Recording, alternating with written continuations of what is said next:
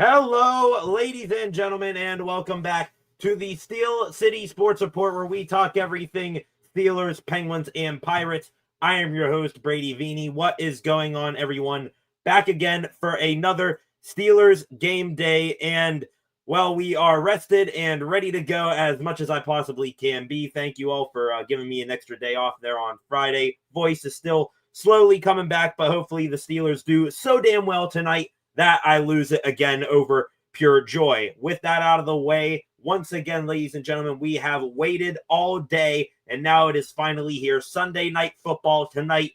We are in for a treat. The 5-3 Pittsburgh Steelers taking on the 6-3 Los Angeles Chargers. The Steelers flying all the way across the country into SoFi Stadium for this matchup of, I guess, two of the top AFC teams going right now. I mean, this year especially, it is so hard to kind of map out where the AFC is right now. The Ravens, they're slowly but surely coming along. The Buffalo Bills, what are they right now?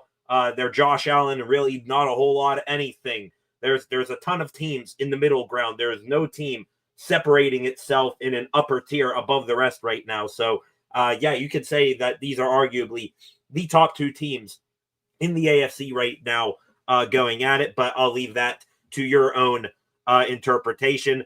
I'm going to be honest, I don't really know how this game is going to go tonight or what to expect from this matchup. So when I get to my final predictions category, I'm sort of going to wing it there just because we don't know what these two teams are going to do, which side of the Pittsburgh Steelers we're going to get, what the LA Chargers can do with their condition injury-wise on the offensive line. So lots to talk about here, trying to see through the fog here of how this game is going to go. We will do that here in a moment. Top stories, some key matchups for tonight's game, followed up by inactives, and time permitting, my final predictions for tonight's game. But before we get to any of that, first thing is first, if you're new here to the channel, welcome as always. I will say, if you are new here, please subscribe to the channel and turn on notifications so that you never miss a thing on the channel. Again, also go like this live stream right now, share it so we can get more viewers in here, and leave a comment in the comment section, any thoughts, questions,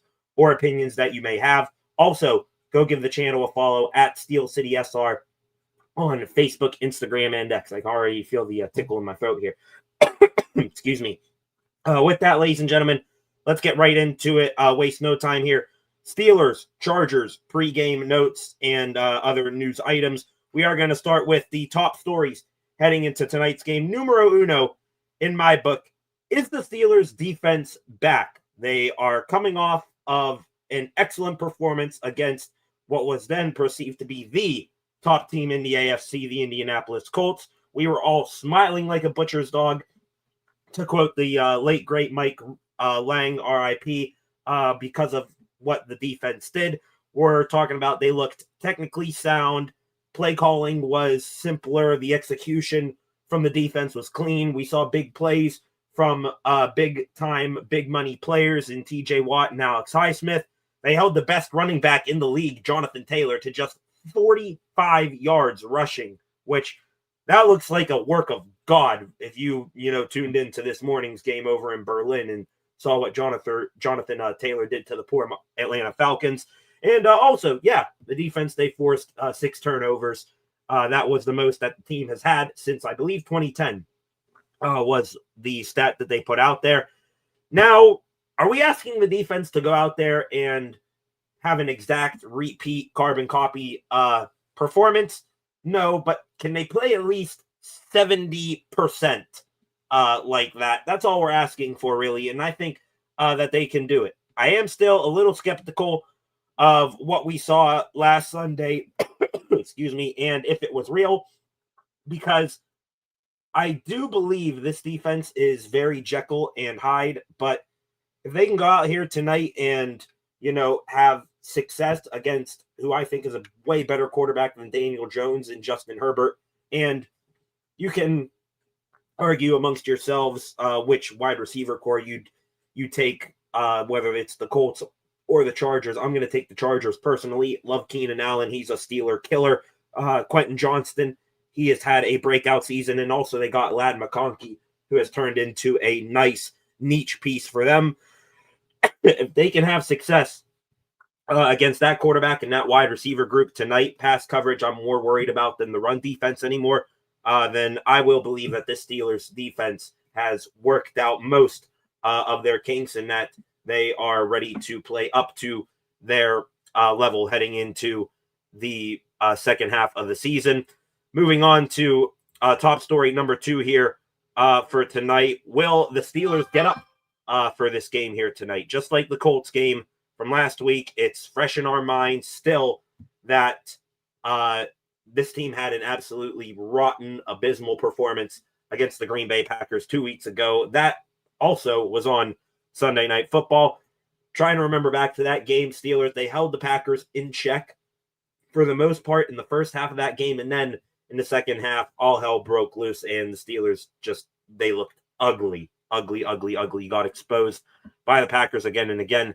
Saying that still leaves me very worried about how this team prepares and performs for night primetime games, and I'm not even Tomlin's success in his career playing out west for this game here tonight. It's been widely perceived that Tomlin has been very bad on the West Coast, but trying to spin this back to a positive here, he has been better recently. I think he's on a 4-game win streak or something going back to 2023 here in games on the road on the West Coast. I hope the Steelers, they are ready tonight. I hope they have brought whatever good mojo they had going against the Indianapolis Colts with them to Cali. And especially, I hope they learned from their mistakes of their previous 2 primetime games against the Bengals and the Packers, which both of those games easily the defense's worst performances of the season. One thing that can help spin the defense, give them a little bit of a jolt, get them ready for this primetime matchup tonight. That takes me into my third top story tonight here, and that is the Chargers' banged up offensive line. If I were to look at a on paper comparison of these 2 offensive lines, the Steelers and the Chargers, before the season starts, I would have taken the Chargers offensive line easily. Now, week 10 of the season, that whole situation, a complete and total 180-degree flip in favor of the Steelers. Do want to give the Steelers O-line some credit here. Yes, they have been relatively healthy this year, and I say that with them being down starting left guard Isaac Seumalo tonight. And they have built a little bit of chemistry, and this young group has gelled to be a more solid unit. I'm not calling them one of the best in the NFL yet. Aaron Rodgers, some games, still gets hit more than you would like to see, but they have gelled together into a pretty nice group that, they can take over a game and blow opponents off the line of scrimmage if they want to. But the real turning point in how the Steelers' offensive line I favor over the Chargers, it is looking at the Bolts, and they have suffered serious blows on that offensive line. I think before the season even started, they lost their best offensive tackle, I think, and arguably one of the best in the league, Rashawn Slater, to a season-ending injury. That injury was then followed up by their star second-year left tackle, Joe Alt. He suffered a high ankle sprain last week against the Tennessee Titans. He is now out for the season as well. And to make things, to just throw salt in the wound here, I guess, their backup offensive tackle right now, one of their backup offensive tackles, I want to say at left tackle, Bobby Hart, he will not play tonight with a knee injury as well. So down 3 tackles, the Chargers, they will turn to Trey Pipkins III and Austin DeCullis, the former Houston Texan. Maybe those 2 with a sparkling of Jamari Sawyer. Those will be the tackles tonight here for the Chargers. And if you were to go out on the street to just a layman NFL fan, they would ask you to all 3, who the hell are these guys? Also, just a little bit more clarity on the situation here at tackle. The Chargers, last trade of the trade deadline on Tuesday, they acquired Trevor Penning from the New Orleans Saints for a 4th-round pick. Penning not going to get starters reps right out of the gate with his new team. The only healthy part of the offensive line for the Chargers is their middle 3. Zion Johnson at right guard, Bradley Bozeman, their center, and Mekhi Becton, their left guard. And even they aren't doing that hot right now. Just looking at this offensive line as a whole, they're one of the worst in the NFL right now, at least according to PFF stats, which, take them with a grain of salt. But they're one of the worst groups in pass protection in the league.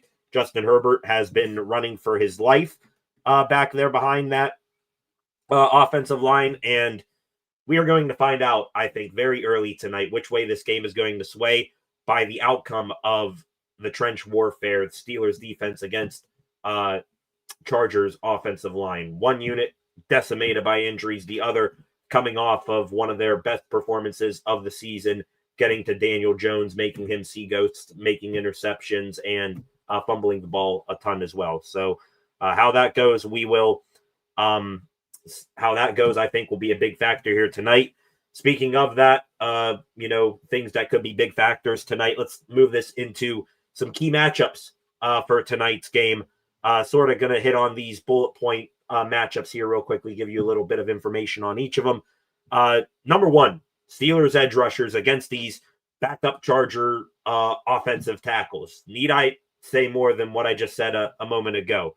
Former Defensive Player of the Year, TJ Watt, reigning AFC Defensive Player of the Week, Alex Highsmith, and one of the most dynamic pass rushers on the team, if not the entire NFL this season, in Nick Herbig. They're going up against a pair of backups. So keeping this short, if they don't win tonight in clear, deep drop passing situations, if they don't get to Justin Herbert, at least make him, try to extend a play, move all around, get his eyes down towards the rush, then this defense is going to be in a whole hell of a lot of trouble here tonight. Same can be said if the roles here were reversed. My second key matchup tonight, the Chargers edge rushers against the Steelers offensive tackles. I complimented earlier the Steelers offensive line, but they have no cakewalk task tonight. The battle in the middle of the offensive line, it is what it is. I sort of take that as a wash. Zach Frazier, Mason McCormick going up against Deshaun Hand and a rookie Jamari Caldwell. So I'm just going to, have those inexperienced guys wash each other out. What I'm going to have my eyes glued on is those two edge rushers. Really, it's a group of three edge rushers, maybe even four for the Chargers, going up against the Steelers tackles. Broderick Jones, he'll be going up against, I think, mainly Odafe Owe, the former Baltimore Raven, and Troy Fautanu. He's going to be going up against one of the best of his generation in Khalil Mack. Now, I will give them their flowers here before I give them a very, very critical word of caution. Jones, Fautanu, they have gradually improved as the season has gone along, especially Fautanu. He might be one of the top 10, maybe even top 5 right tackles in the NFL right now. But Fautanu, you get Khalil Mack. He is still getting it done at a high level. I think he's, 34 years old, something like that right now. He is still an absolute monster and a game wrecker when he has his way with right tackles. So good luck with that, Fautanu. Jones, you're going to be either, I think, getting Tuli Tuiopoloto, I think USC edge rusher came out of the draft a couple of years ago, or you're going to get Odafe Owe. Like I said, former Raven, gets traded, I think about a month and change now from Baltimore to LA. And since getting to Cali, he has been light years better. He's been a sack per game machine. So Jones, you're going to have your work cut out there for you as well. Two more key matchups I'm looking for here tonight.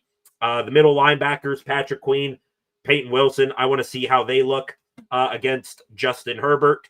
They did have a good week last week, those two. As a tandem, I'd probably say the best group performance from them of the entire season. Queen was good in coverage, was around the ball, I think, a good bit. Peyton Wilson, best game of his career, forced at least 2 turnovers, was a tackling machine as well. But this week, they don't have to, chase after Daniel Jones if he scrambles out of the pocket. They're going to need to keep track of Justin Herbert, and he can hurt you and destroy you in more ways than one. So Queen, Wilson, you guys are going to need to first take away one of his developing top receiving options in Oronde Gadsden, I believe second or rookie right or tight end out of Syracuse. He has quickly shot up or gotten tons of people attention as a hell of a tight end. They'll also, just aside from Herbert, need to slow down Kamani Vidal. He's been filling in quite well at running back in place of Najee Harris, Omari and Hampton, and most importantly, Queen and Wilson. They're going to need to work on their lateral movement a whole bunch tonight because Justin Herbert, he can scoot with his legs, and with the way his offensive line has been performing this year, if he wants to get out of the pocket, he's going to do it, and he can hurt you picking up first downs. So those guys, they're going to need to not only take away one of his top pass options in Gadsden, but also they're going to need to worry about him shifting out of that pocket and taking off for, 10, 15-yard gains downfield. And the last key matchup that I have for tonight, ladies and gentlemen, this one, first time I've actually mentioned this year in a matchup. Special teams, Steelers versus Chargers, plain and simple. Steelers special teams unit, I still think one of the best coached and executioned group in the NFL. They came off a hell of a performance last week in more ways than one. They're going to be going up against a Chargers special teams unit that, let me get this straight here. They are 32nd, the Chargers here, 32nd in kickoff coverage this year, allowing a yards per attempt average of 29.3 yards. They're 32nd in punt coverage at 18 yards per attempt, and they're 29th in punt returns, getting just 7.1 yards per attempt. So this group, Danny Smith, he's got to be smiling like a butcher's dog because he's got the dogs to, take care of all of those facets of the game. So watch out, Keyshawn Williams or Calvin Austin, maybe even Kenny Gainwell on a kickoff. One of those guys, they might break one back for a score tonight, and also maybe look for a turnover off a punt or something like that. Ben Skoranek, Brandon Eccles, fantastic gunners. They can get downfield and maybe get in the face of one of those Chargers return men. So watch for that as well. Real quick, going to get into inactives for tonight's game here in a moment. But before we do that, as always, Sunday Night Football. It's my favorite intro. We are going to let the beautiful, talented Carrie Underwood serenade us in with this Sunday Night Football introduction here. Going to turn the TV down a little bit here so don't get nipped in the butt by some NFL executives. Going to get to the comment section in a minute as well. 4 of you in here right now. Let's go. Goosebumps. How does The Rock do it in WWE? Goosebumps. Just like that. Flacco in here doing a few things before I can keep focused. That's all right, Flacco. Glad to have you in here as always. I'm sure many more of our regular viewers will show up here as the night goes along. Also, apologize for the coughing in advance.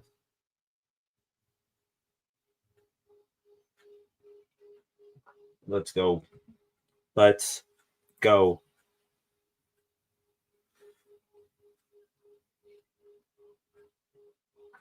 I also like how what's the 20th anniversary or something like that of Sunday Night Football sort of added like an orchestral effect into the intro there. Love that. Also, I didn't get to see what uniforms are the Chargers wearing tonight. Are they wearing their baby blues or are they going with the dark blue? They showed a couple highlights of them wearing the dark blues. I hope that I got the thumbnail picture right. There we go. Of course, they're going to have a view of the beach. Their sunset out there on the West Coast. Rodgers, Justin Herbert, the 2 players featured on the opening graphic right there. Wrapping up some pregame notes here, ladies and gentlemen. Just going to roll through inactives here real quick for tonight's game. Excuse me. Steelers, they have a long list of inactives, most of which due to injury. Scotty Miller, he will miss his second or third game at this point with a left pinky finger that is broken. Jabril Peppers out again this week with a quad injury. Cole Holcomb still out with illness. Tiny bit worried about that. Second game missing with illness. I hope everything's going well with him. Left guard Isaac Sayamalu, he last week against the Colts, re-aggravating his pec strain, made that injury worse, so he is going to be inactive at least for tonight. Also inactive tonight, Will Howard, Corey Trice, those guys coming back from their respective injuries, still on IR in their 21-day return windows. And we got 2 healthy scratches here tonight for the Steelers. Defensive tackle Logan Lee, been a healthy and active all season. Nothing changing there tonight. And defensive tackle Broderick Martin Rhodes, a healthy and active, signed to the practice squad, signed to the active roster of the Steelers earlier this week from the Kansas City Chiefs practice squad. So he's not going to get thrown into action immediately. Also for today's game, Steelers, they have made a series of roster transactions. They signed running back Trey Sermon to the active roster from the practice squad. They are elevating recently returning linebacker Mark Robinson. I expect him to contribute on special teams. Welcome back, Mark Robb. And also in the span of 48 hours, I think from Thursday to Saturday, the team released and brought back on the practice squad outside linebacker DeMarvin Leal. Excuse me here. Gonna take off my hat for this.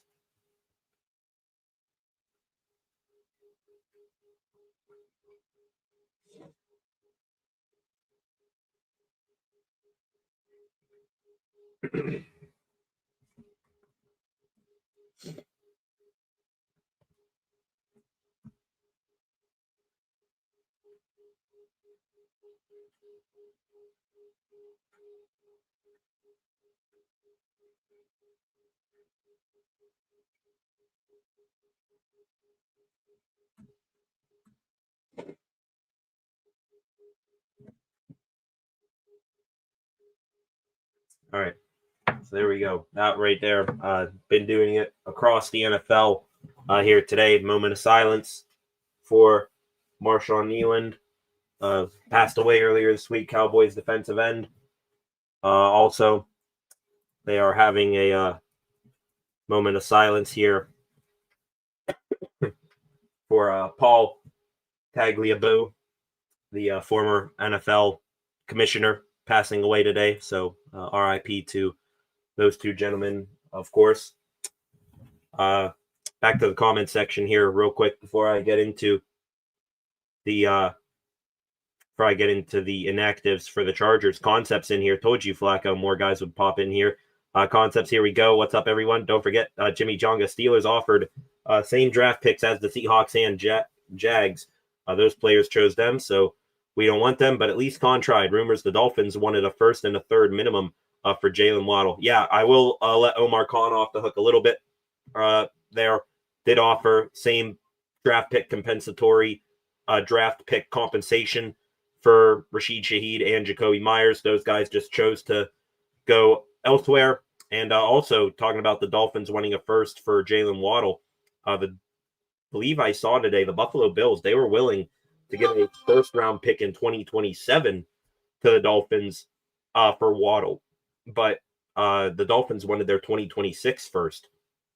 So that was a crazy scenario. And then the Dolphins, I mean, geez, did we think that they had that in them against the Bills here today? So that was kind of crazy. Wrapping up some pregame notes here before we kick off in this one here tonight. Welcoming all of you in here right now. Chargers inactives here tonight. One of their good corners, Tarheeb Still, he is out tonight with a knee injury. We mentioned earlier, I guess at this point, starting offensive tackle Bobby Hart. He is out with a knee. Dangerous return man, Keandre Lambert-Smith, awesome rookie wide receiver in this year's draft class. He is out tonight with a hamstring injury. And then 4 healthy inactives for the Chargers tonight. Safety Tony Jefferson, outside linebacker Kyle Kennard, offensive tackle Foster Sorrell, and tight end Will Dissly, who I am shocked he is a healthy inactive. I think kind of like Keenan Allen, he is a notorious Steeler killer wherever he goes.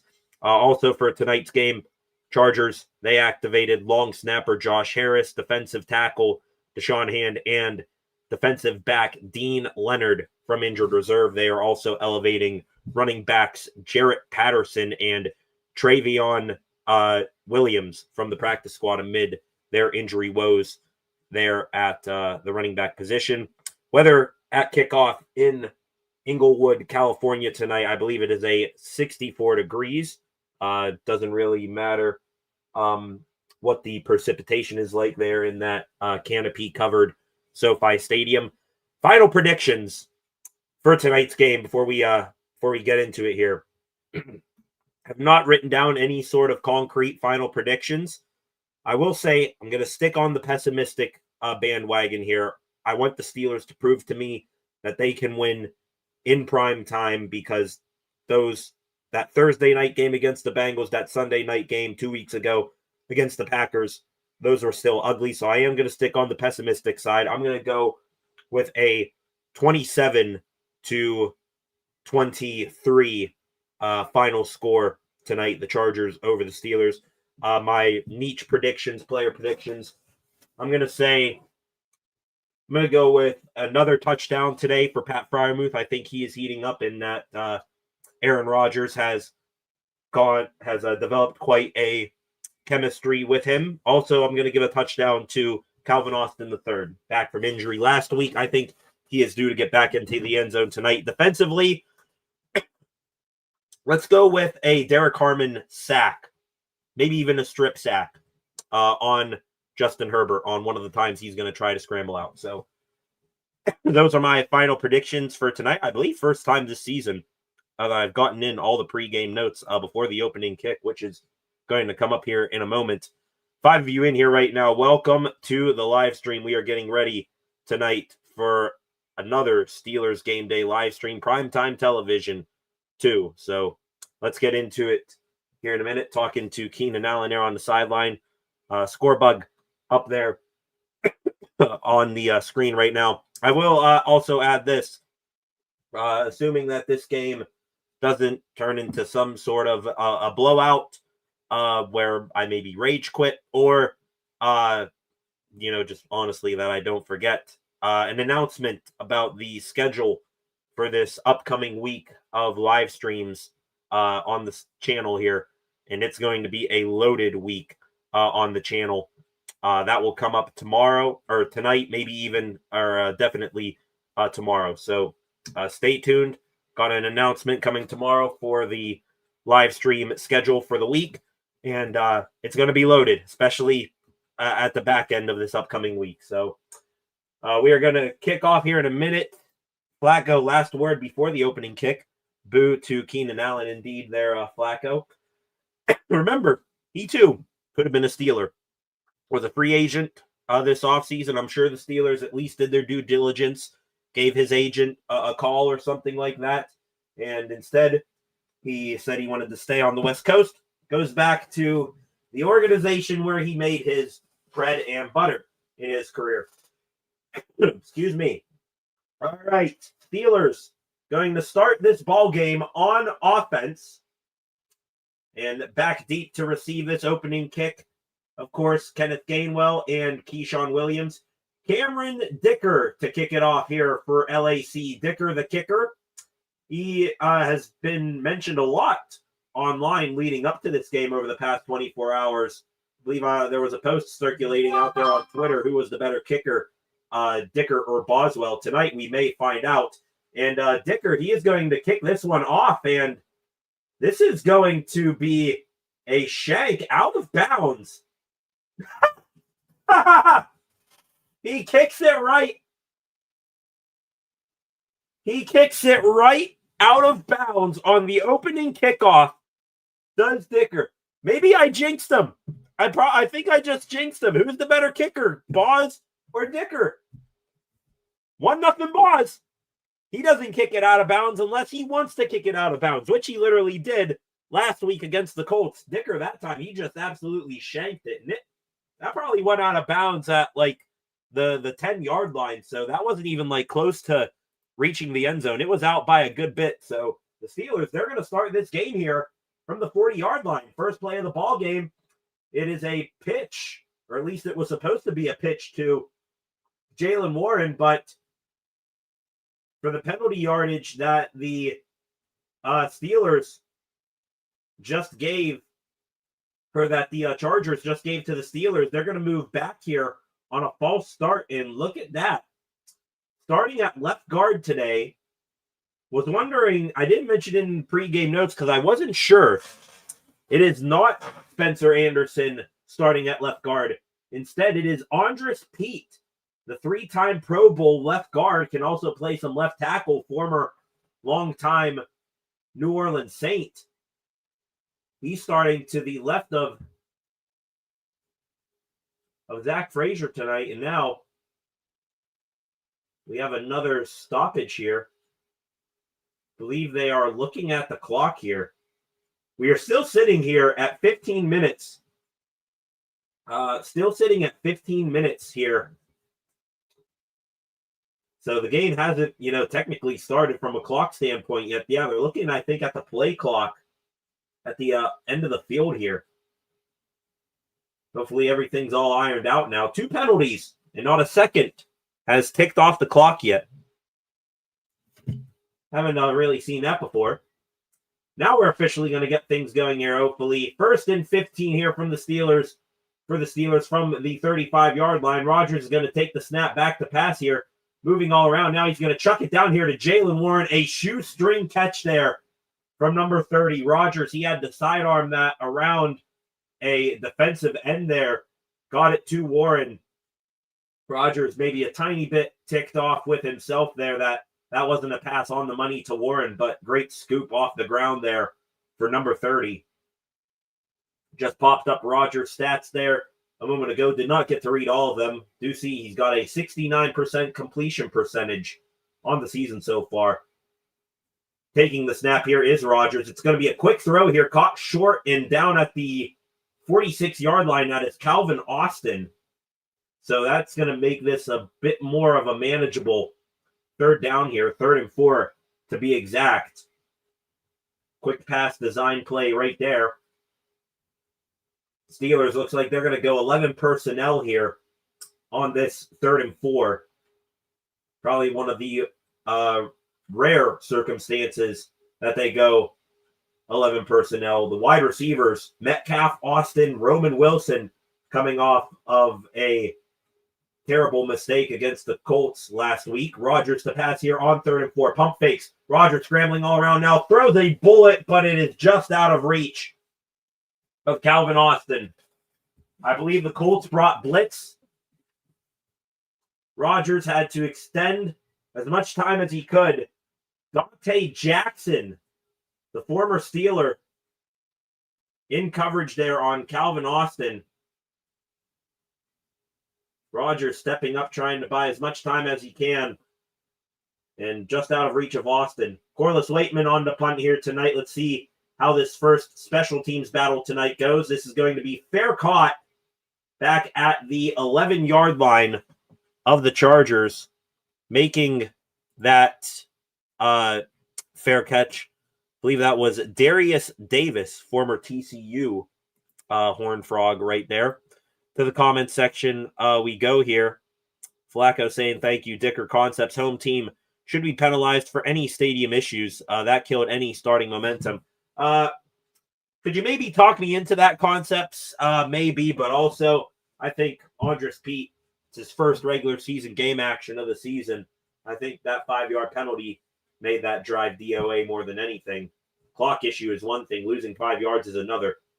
First play from scrimmage here for the Chargers offense tonight. It's going to be a run to the right here and well sealed and clogged there by the Steelers defense. Kamani Vidal, the running back. A pack of Steelers defenders. I believe Malik Harrison, the main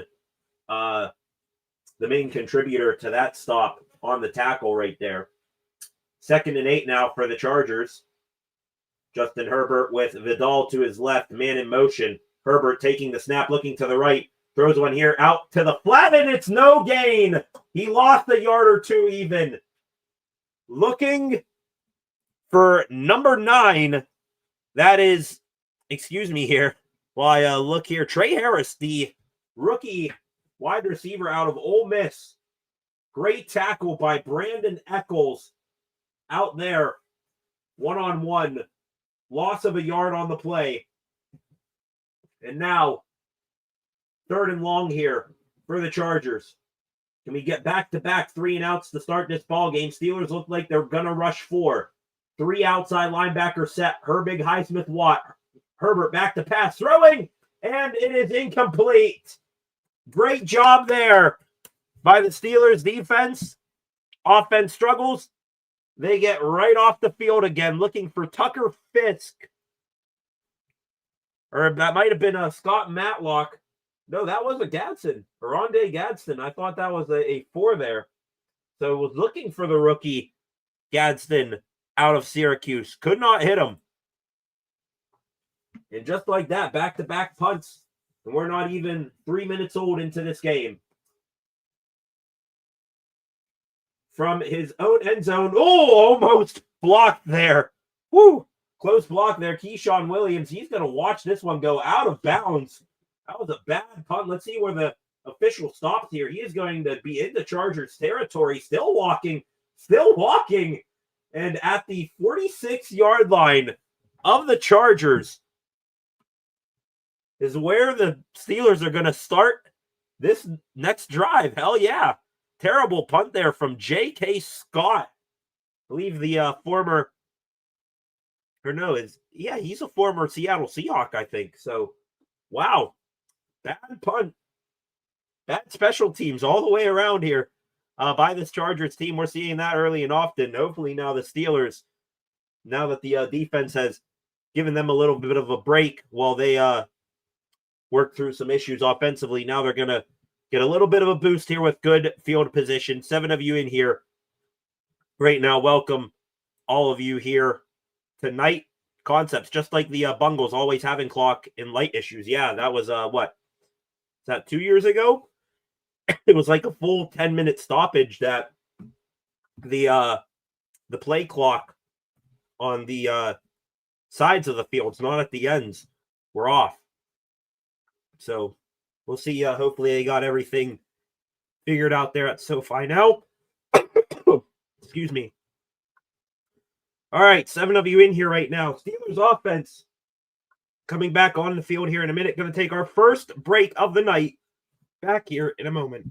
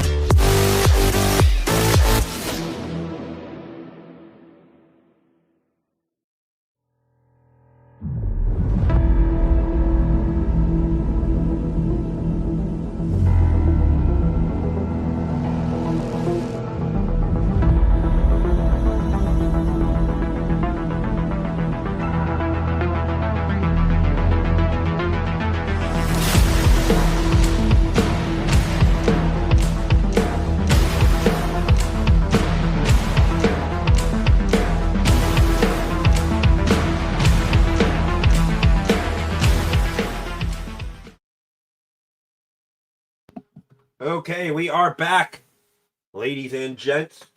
Still, not even 3 minutes expired in this ball game. We've seen 2 punts, and now the Steelers with excellent field position at the Chargers 46 here off that shanked punt. They're going to start this drive here. Rodgers, a handoff here to Jalen Warren running to the right. He's going to gain about 3 yards. Wonder if there was any sort of miscommunication there. It looked like Rodgers was going to run out for a wide zone handoff, and Warren, he just, picked it up. Rodgers almost ran into him. So wonder if there's any sort of miscommunication or something there. Just got an introduction to the Chargers defense. Jesse Minter, their defensive coordinator.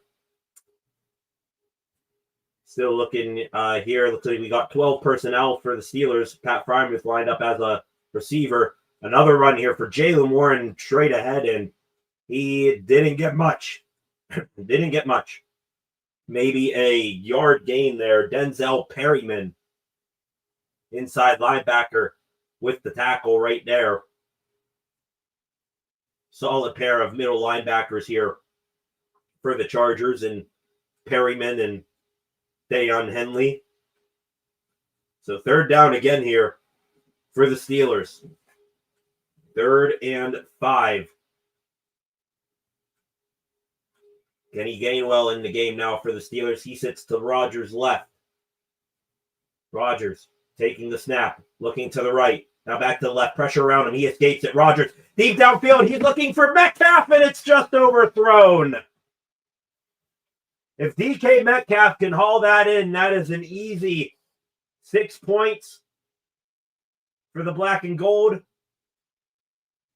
Rodgers just overshoots him by a little bit. Tui Peloto from the right edge beats Broderick Jones cleanly on an inside move, so that led to the pressure. Chris Boswell on to punt this one. A 59-yard attempt, and it is good. Oh my goodness. Chris Boswell, you are an animal. 3-0 Steelers. A 59-yarder from the center of that big lightning bolt at midfield. And Chris Boswell, he hammered it with ease. Jeez Louise. But hey, Chargers fans, keep saying Dicker the kicker. He's better. Keep saying that Cameron Dicker is the best. There ain't no way. It's no competition. DK wide open. Oh my God, says Concepts. Boz is king, but damn. Yeah, look at more. I was looking at what the pressure was that forced Rodgers to move around.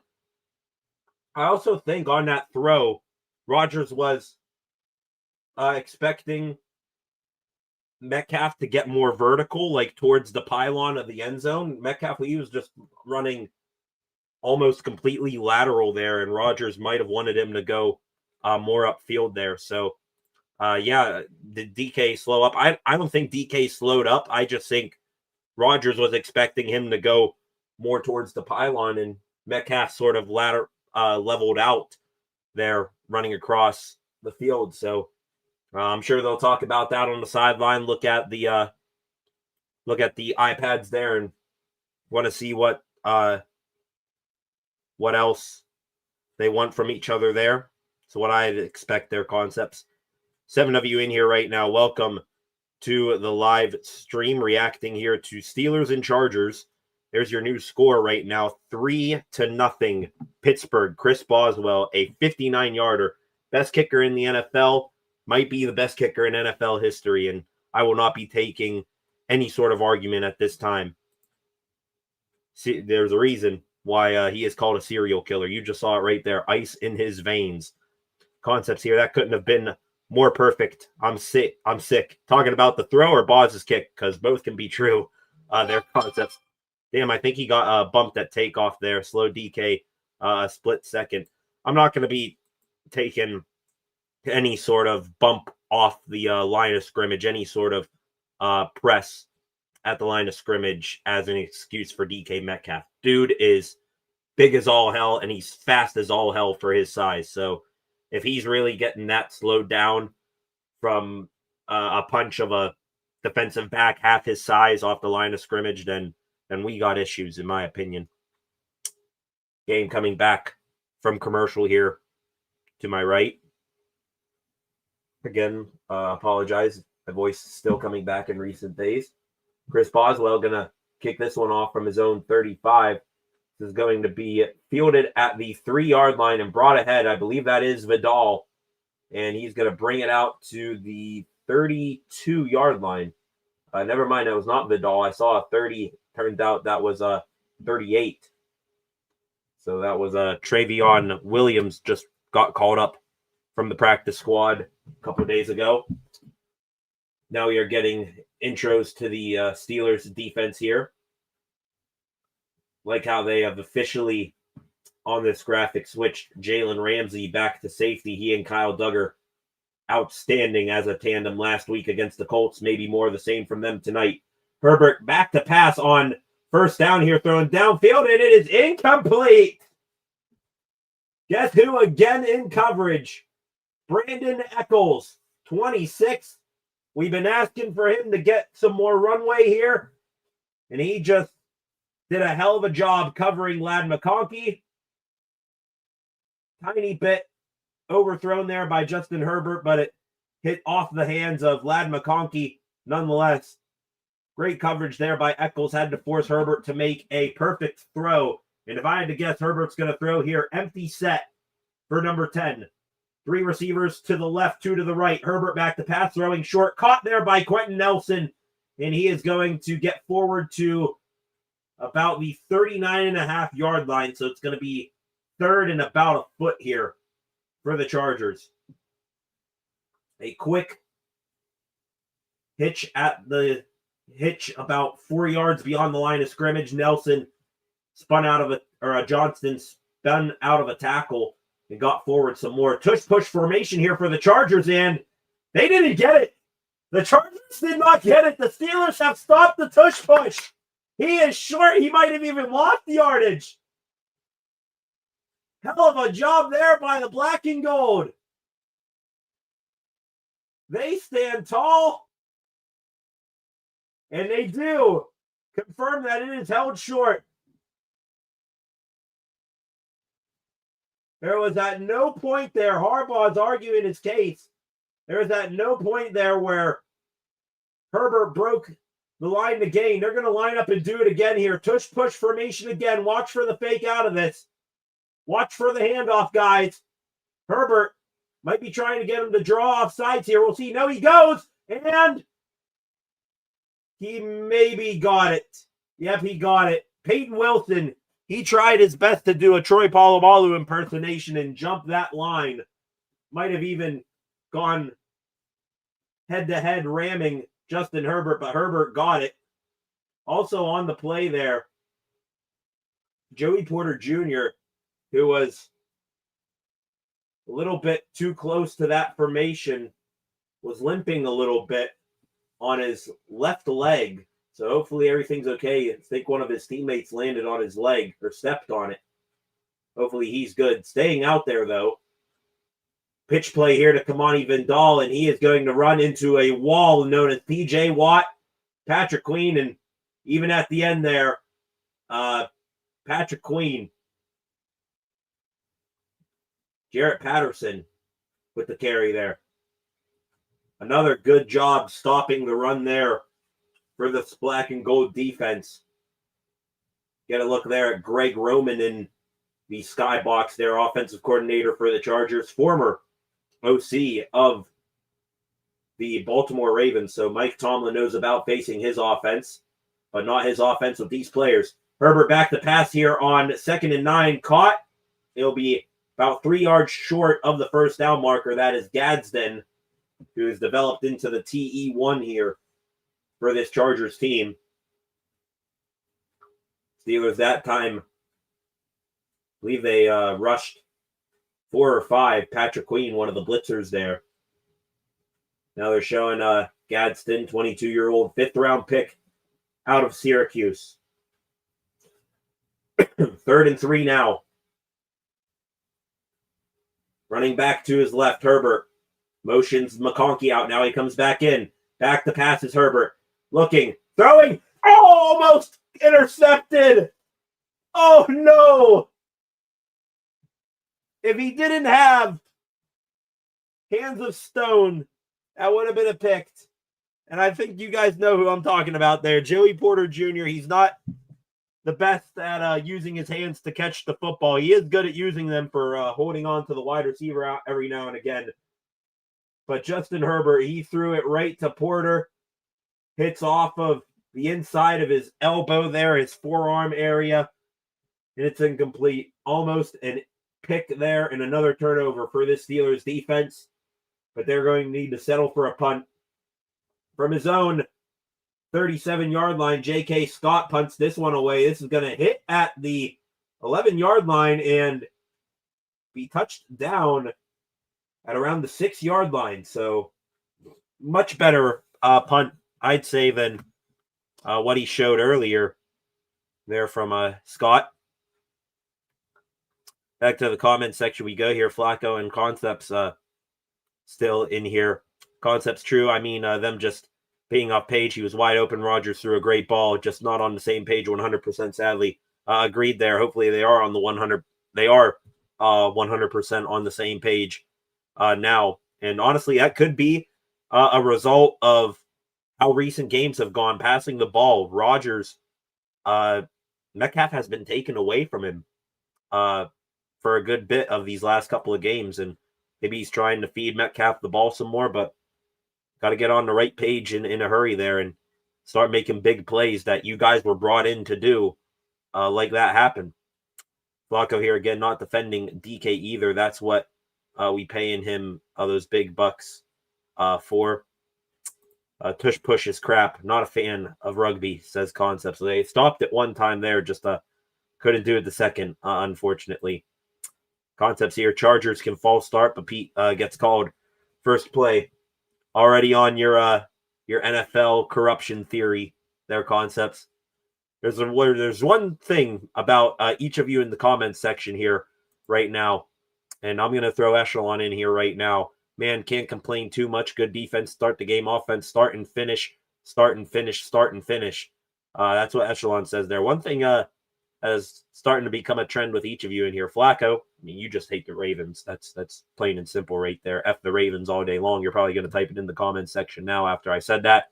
Concepts, you NFL conspiracy theorist.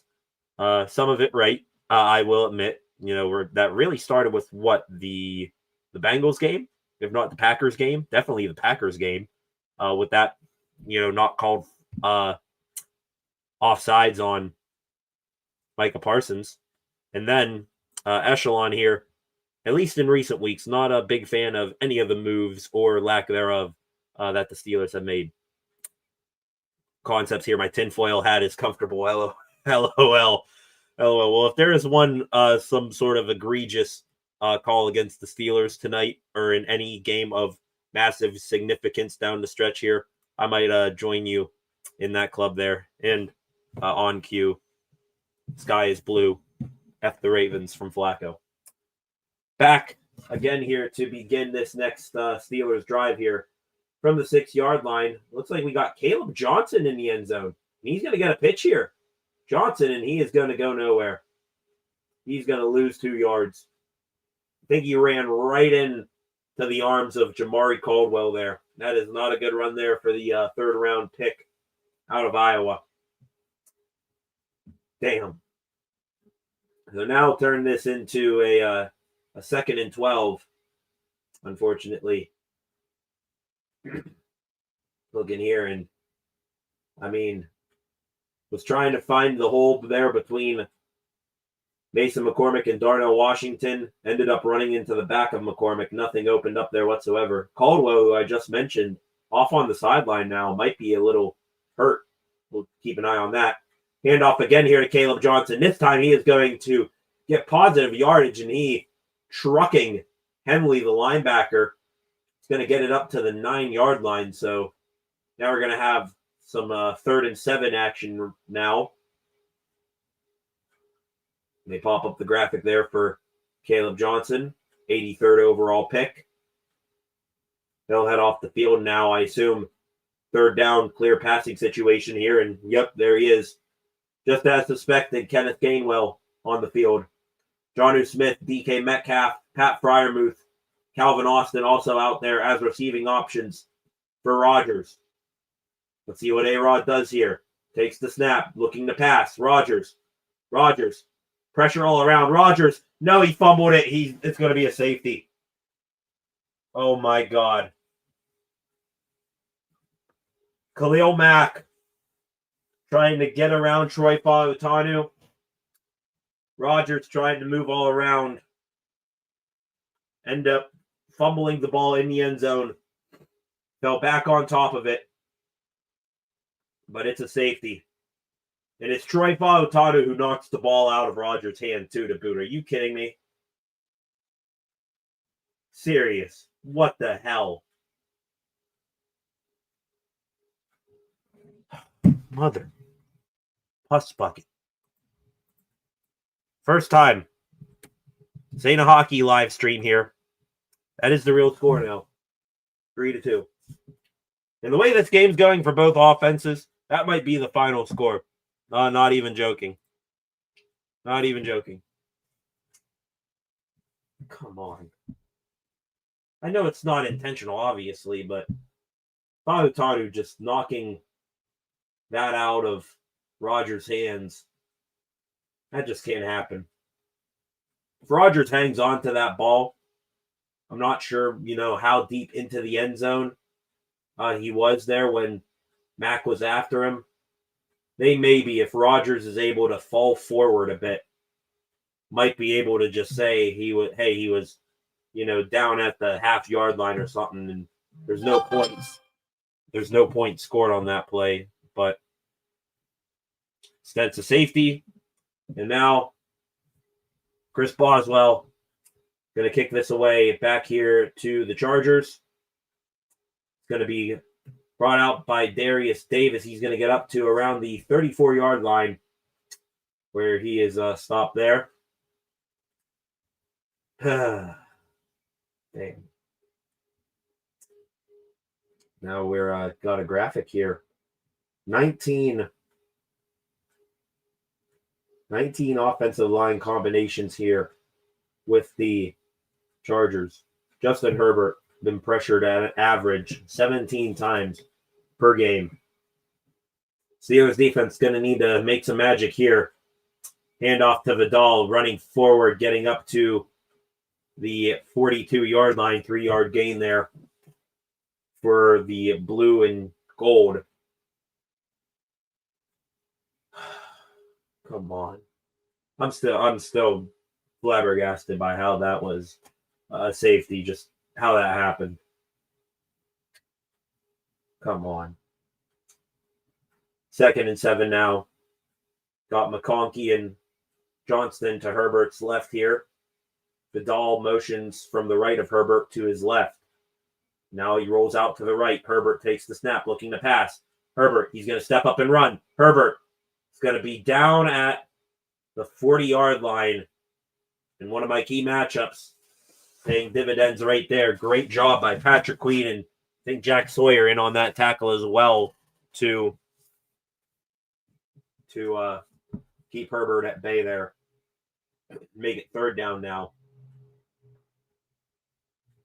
Herbert, 34 rushing yards, 5.1 yards per game. 3rd and 4 here. 3 receivers set to the left. False start. Yep, got him. Got him. We saw that all the way. That is going to be number 74, the left tackle, Austin DeCullis. Former Houston Texan. There you go, Concepts. You got your false start penalty. DeCullis way early there.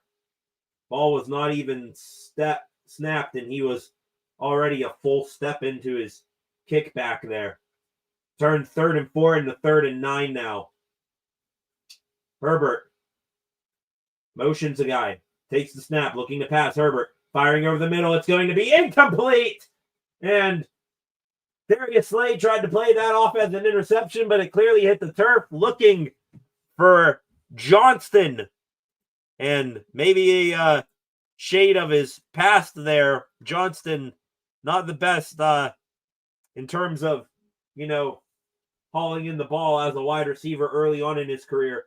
Little bit of a throw behind Johnston there from Herbert, but we'll take it if you're the Steelers. That was going to be close if it was caught anyways. J.K. Scott on the punt here just gets it off again. Williams, the return man from his 10, running to the right. Now trying to spin back to the left. It's going to be a gain of 11 up to the 21 there. Williams taking a pretty decent tumble there after that punt. So hopefully he is all right. To the comment section, we go again here. Got Concepts Echelon in here right now. You guys reacting to that safety moment ago. Same thing every drive from Echelon. I'll take a picture and send it to you on IG tomorrow of the high school.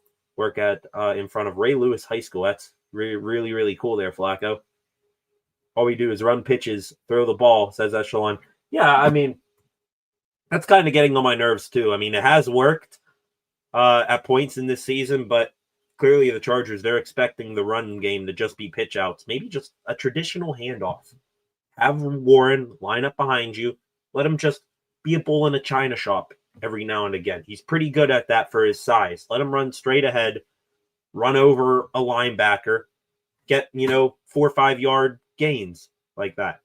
That'll help you, on third downs, make it more manageable. Same thing every drive, though. That wasn't on my bingo card today. Fautanu knocked it out of his hands, saying, I respect you, Mr. Khalil Mack. Let me help you pad your stats here. Slap the ball out of my own quarterback's hands. Echelon here. That drive is completely on play calling. You run a pitch play on like the 5 yard line and then run it again. Now you're forced to pass on third down. But they will say that's Fautanu's fault. Run better effing plays. Yeah, going right after Arthur Smith. You've been a big Arthur Smith criticizer as well there, Echelon. But I agree there. It's not like it was even with Warren either. They brought in Caleb Johnson, cold off the bench, hasn't seen a snap yet today. And as Caleb Johnson, I'm trying to think back to his college days, has he ever been, a get a pitch and, take off type guy? No, he's a between the numbers, between the tackles type runner. Use him. Dude, 6'2", 200, 20 pounds. Let him go up the middle. Arthur Smith is overrated. Remember that? Says Echelon right there. Refs listened to me, Brady. They called a penalty that time. Indeed they did. Indeed they did. Fautanu better block his ass off the rest of the night. Indeed there, Flacco. He and Broderick Jones. I mentioned how we're going to be watching, Watt and Highsmith and those guys against the backup tackles for the Chargers. Well, I also said watch Jones and Fautanu against these edges for the Chargers, and they have not done well so far. Rodgers to pass here on first down. Caught over the middle and getting up to the 40-yard line. There's number 4. 8-4 connection. DK Metcalf. First down catch on first down. Rodgers saw the Chargers in zone coverage. Was waiting for Metcalf to break that route towards the middle of the field. Held on to the ball just a second so that he cleared the linebacker and hit him in stride right there. Great throw and catch there by Rodgers and Metcalf. Wouldn't you know it right there, a traditional handoff to Jalen Warren. He's going to get forward for about 3 or 4 yards. Smacked hard there and taken down by Denzel Perryman. Solid hit by Perryman. I'll respect the ball right there. Nice no-pitch handoff there for Jalen Warren. Nice pull block there by Spencer Anderson.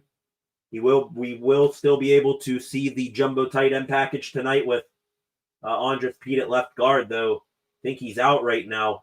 Anderson at left guard. Rodgers to pass. Firing over the middle. Caught there. Tight end Mount Darnell Washington. First down, Pittsburgh Steelers. Let's go.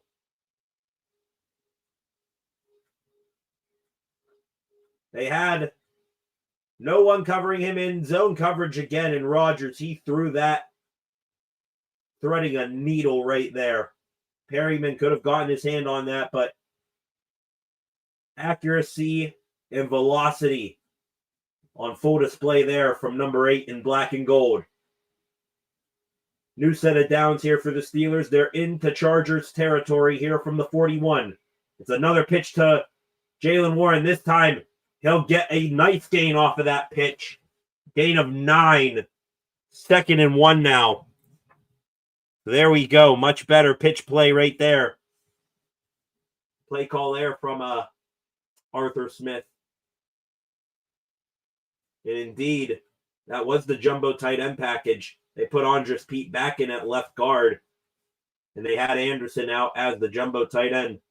I wonder if that false start penalty, first play of the game, might have frightened Mike Tomlin a little bit. Let's see here. Can't see who's at left guard right now. I think that's Pete. We'll see here. And we are going to have a timeout here from Aaron Rodgers. Rodgers was under center. Not sure if he was hard counting there, the Chargers, or if Frazier didn't get the ball snapped. Anyways, a timeout there, showing many celebrities there out there in LA. Dan Fouts, Troy Polamalu, excuse me. Talking about Fautanu so much.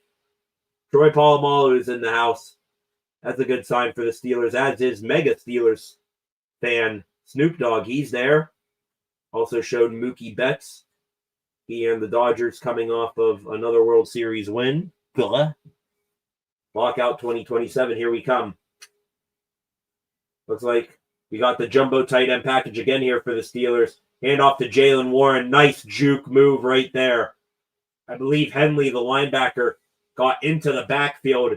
Fantastic jump cut by Jaylen Warren. He is going to get a gain of about 4 yards there and get the first down for the Steelers. Clock ticking down here. 5 seconds. That is going to be the final play of the first quarter. And this game started, I'd say, about 8:22-ish, something like that, because of the pregame festivities and such. So it took us nearly 40 minutes to get through one quarter. I hope that isn't a sign of things to come here tonight, because we're going to be here all night then. 7 of you in here, welcome to the live stream. Quarter number 1 in the books out there in Inglewood, California. If you are new here to the channel, please hit the subscribe button. Turn on notifications so that you never miss a thing. Like, share, and leave a comment in the comment section right now.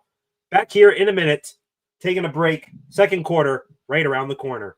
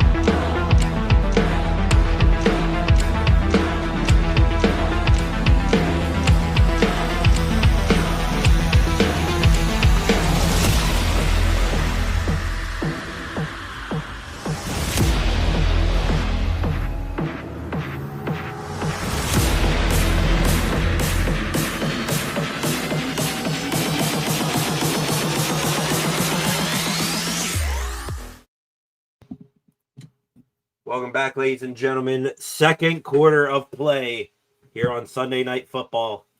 About to commence momentarily. Going to get to your comments here in a second.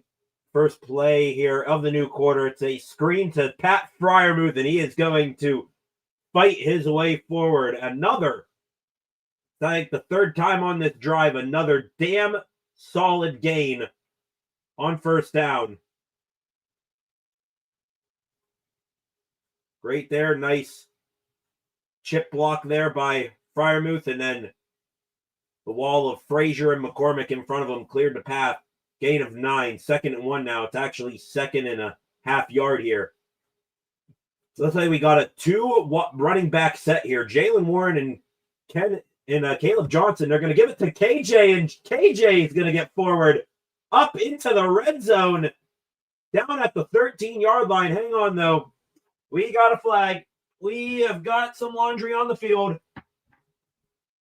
It's a hold on the offense. It's Troy Polamalu. Man, he is getting his lunch eaten by Khalil Mack, and now gets a bad holding on Mack. Or no, he wasn't even holding Khalil Mack there. He was holding Jamari Caldwell. Had him in a chokehold there, so come on. Echelon in here. They keep spamming Caleb Johnson. It's not working. It worked that time if Troy Polamalu wasn't holding right there. 2nd and 10 now for the Steelers. As I said, they were in the red zone. Now back them up here to the 29-yard line. Rodgers to pass. Firing over the middle. Rodgers. Great catch. Did he hang on to it? He did. They are going to say that is a catch for Jonnu Smith. Had to go up and get it. Juggled it on the way down. Let's see here. And, oh, that's going to be so close. They are so going to look at that. Let's see here. Oh, my goodness. They are going to look at it. I think Harbaugh just threw his challenge flag.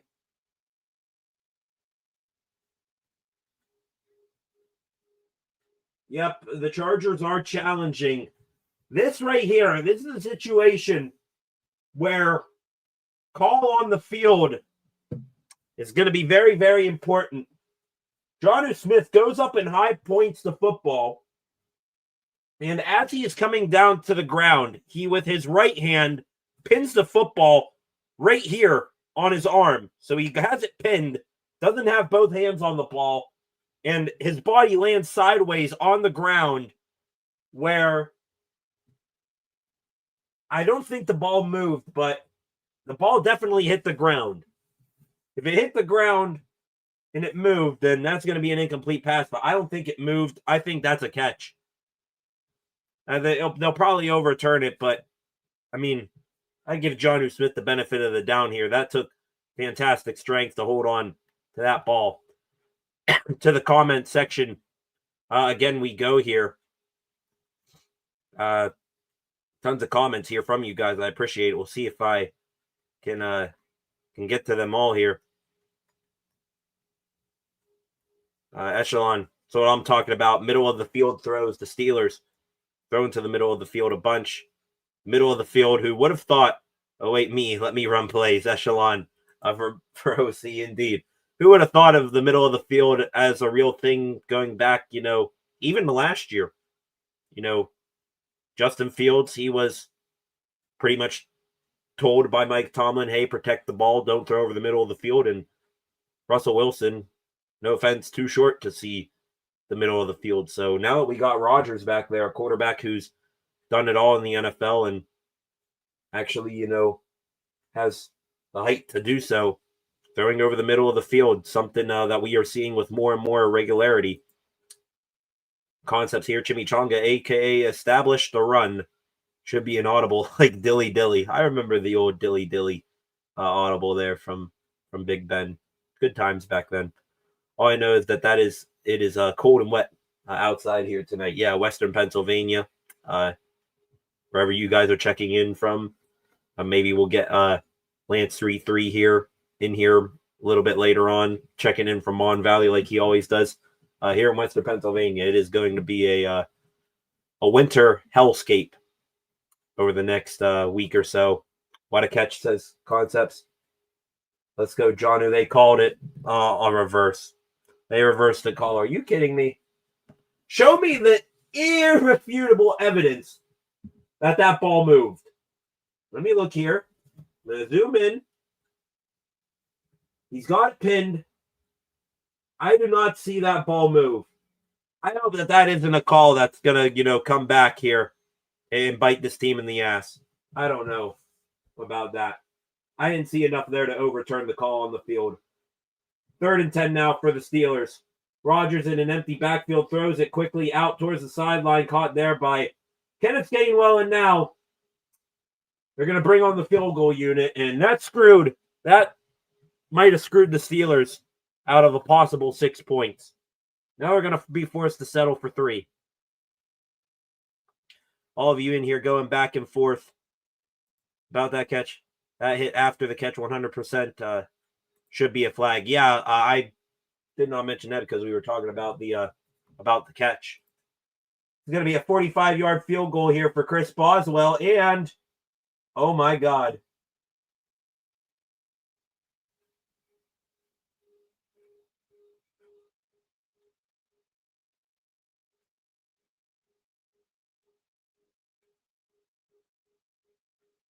He's human.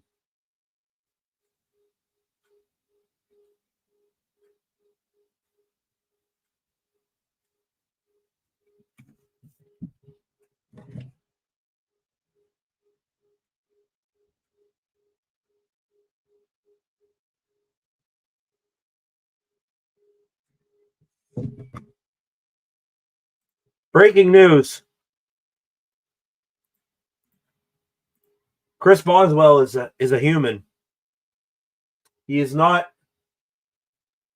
some sort of serial killer alien from parts unknown. Boswell in a dome. Well, not a dome, a canopy or whatever the hell you want to call SoFi Stadium. First play here from the Chargers on offense here. It's going to be a throw out here to the flat, caught by Trey Harris. He'll get forward for about 5 yards. Chris Boswell in a domed stadium, pretty much, with no wind, missed a field goal. Wide to the right, just missed, skimming the right post. Hell froze over. Pigs can fly. Another quick pass here for Herbert to Quentin Johnston. He's going to get up, and that's another gain of 7 yards for the Chargers. And that's going to be a first down. And now, please tell me that missed Jonnu Smith catch and that missed field goal from Chris Boswell, please tell me that this isn't the beginning of the end. Because now the Chargers, they're seeing they can pick the Steelers apart with those quick passes to the outside. 1st and 10 here. They're at their own 48. Chargers. Herbert to pass. He's going to line up a deep shot here, just out of reach. Overthrown. Looking for Quentin Johnston. Darius Slay in coverage again. Knock on wood, Slay. Solid so far tonight. Concepts here. Is it just me or Slay give up a lot of first downs? Well, he prevented one right there. Jeez Louise. But Dad, wow. Everyone in the comment section just dumbfounded. Darius said, chill. I will not chill because I just saw something impossible. You'd have the same reaction too. Kamani Vandal, his first successful run really of the night. Gain of 12 and a first down there for the Chargers. And now we got a man down, and that is Darius Slay, who's down at about the 45-yard line. Oh, great. Just gave Darius Slay his flowers, and now he's down injured. Let's see here. Oh, my goodness. Oh, my God. Yep. They're spiraling. Things, they're spiraling. Jonnu Smith couldn't high point the football. Chris Boswell did the unthinkable and missed a kick, and now you just had Kyle Duggar, second week on the team, just absolutely obliterated helmet to helmet his own man, Darius Slay, trying to make a tackle. Jesus. And Darius Slay, he is walking mostly under his own power off the field, but he's definitely in concussion protocol, and he's going to need to have like some SAT level scores on the concussion test to get back into the game after that one. Jeez Louise. Darius Slay beats the record for injuries by one player. It seems like he's going to at least 1 or 2 injuries a clip a game now. And that's just unfortunate. I don't know if it's him, if it's Father Time getting the best of him, if it's him, hey, I gave up a big play, better act hurt here. I don't think whatsoever it's that, but it's what I've seen some other people saying. 1st and 10 now. Chargers into Steelers territory. Herbert to pass, throws it. An intended rollout to the right. Completes it to Oronde Gadsden. Pushed out of bounds there by Jalen Ramsey. It's going to be a gain of about 5 or 6 yards there for Gadsden. Gadsden with the chip on TJ Watt. Watt, free rusher on Justin Herbert, and Herbert was able to lollipop it just over Watt, who jumped up for it. 2nd and 5 now. It's going to be a pitch toss here. Sort of a jet screen there. Oh, my God! James Pierre!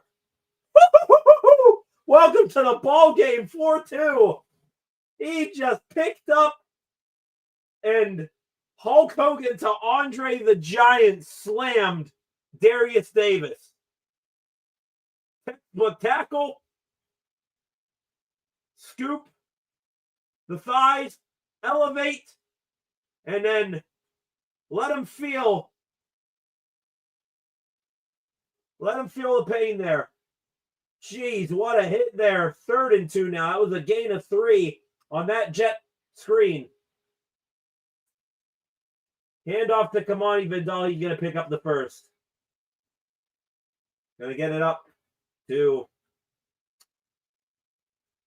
I think what, were we at the 25-yard line now? Maybe the 26 there.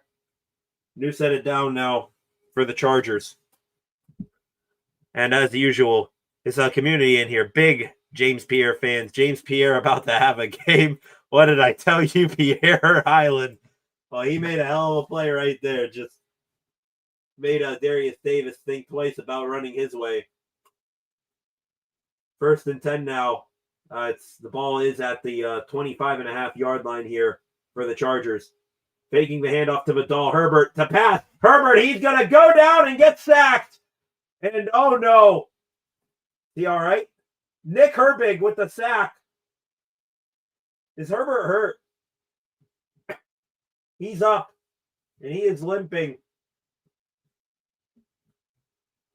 I believe Nick Herbig, who rushed from the left that time, got around. Yeah, Nick Herbig rushing from left outside linebacker. Got around the tight end Fisk, around the right tackle Pimpkins, and as he was latched onto the waist, oh my God, of Justin Herbert. I know they are illegal. That might have been a hip drop tackle there. I'm keeping a buck here. Throw here, 2nd and 15, and what do you know? It doesn't matter if Herbert's on one leg. Hits Ladd McConkey on a quick slant, and that's a gain of 17 and a 1st down. 1 step forward, 2 steps back. Story of this game so far for the Steelers. A rare, at least in this game so far tonight, Poor coverage there by Brandon Eccles. This will be the 10th play of the Chargers drive now from the 14. Faking the pitch to Vidal. Back to the left and incomplete. Another fake pitch run to Kamani Vidal for Justin Herbert. And he was looking for Oronde Gadsden again. They ran that same play. They just reversed it. One of their first plays of this drive was that exact same play just about. And this time Herbert throwing to Gadsden on the left. Hits off of Gadsden's hands and incomplete. 2nd and 10 now from the 14. Herbert to pass. Gonna float one for the end zone and oh my goodness. Whew. Steelers got a break there. Gadsden did not see the ball. Got his head around to it, but never tracked where the ball was.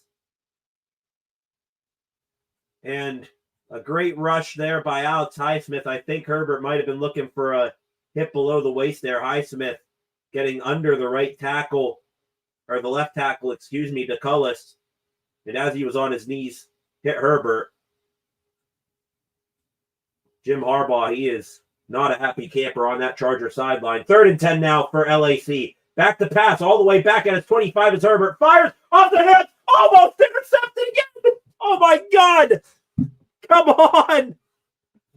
Please tell me that this is not going to be a game for the defense like the Cleveland game where they're going to have about 4 interceptions just fluttering into their hands that they drop. Herbert looking for Ladd McConkey. The throw is just a tad high. Goes off of McConkey's hands, and Kyle Duggar almost had his first big play as a Steeler. Instead, another field goal from 32 yards, basically a chip shot here. And it is good from Dicker the kicker. So now, even more of a baseball score. It's 5-3. LAC. With 7:32 left here in the second quarter. To the comments here. Echelon. Facepalm. Reminds me so much of that game last year. We dropped 5 interceptions. Got to catch that, says Flacco. Indeed. I don't even need to go back to last year, Echelon. Just go back 3 weeks. 4 weeks. No, we have more than that. About a month now. Week 5 against the Browns. They had about 2 or 3 interceptions that were just easily, easy to pick off, and they let them clank off their hands. The Porter one was way worse than that one. I give Duggar A for the effort, but got to come up with those. In a game like this, your offense is struggling. Let's make a play here on defense. Concepts left 7 points on the boards so far tonight. Yes, at least. Can the offense finish? Find out next time. Mike Tomlin, the standard. Yeah, I mean, can the offense do anything here? It's partially the the Chargers defense. It's also partially here the Steelers not being able to get out of their own way. Just got to better execute here. They've had some big plays, but got to execute. Trying to look at the stats here for these guys. Rodgers, 6 for 9, 56 yards. Justin Herbert, he's thrown the ball 16 times already. He's completing at a 50% rate. 8 for 16, 51 yards.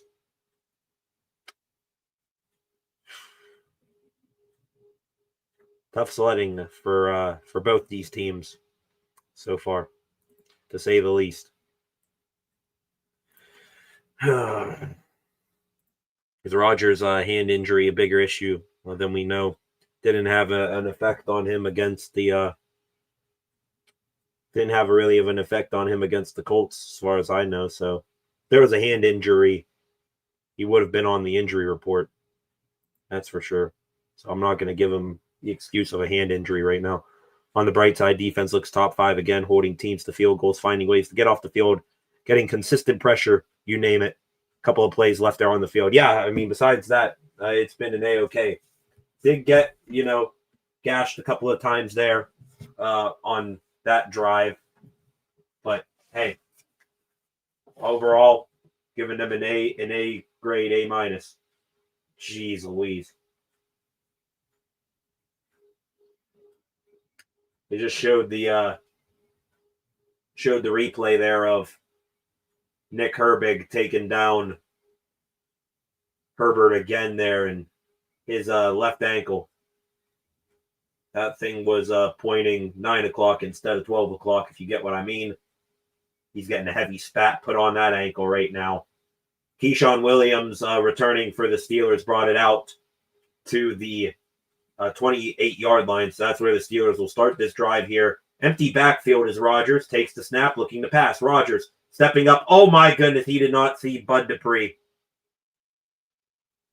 Got absolutely hammered by the ex-Steeler, Bud Dupree, who, after bouncing around a couple of teams following his Steelers tenure, has found a little bit of a home out there in L.A. Rodgers took off, tried to run, but Dupree, Rodgers might have just last second. That's head-to-head. I mean, what are we doing here? There has been a very poor job of head-to-head contact called by these officials here tonight. Both ways. I'm not just saying that because Rodgers got clocked. Second down run there for Jaylen Warren. It's going to be a gain of about 5 yards there, so it's going to be 3rd and medium here for the black and gold. Hopefully Rodgers is all right. I think he is. Solid run there by Jaylen Warren, breaking it to the outside. Tried to get low on Molden, the safety, didn't get low enough. It's going to be 3rd and 8 here for the Steelers, so that run there from Jaylen Warren, I overestimated. Rodgers back to pass here. Rodgers, he's going to huck it deep downfield. Does he have a man? Oh, my God.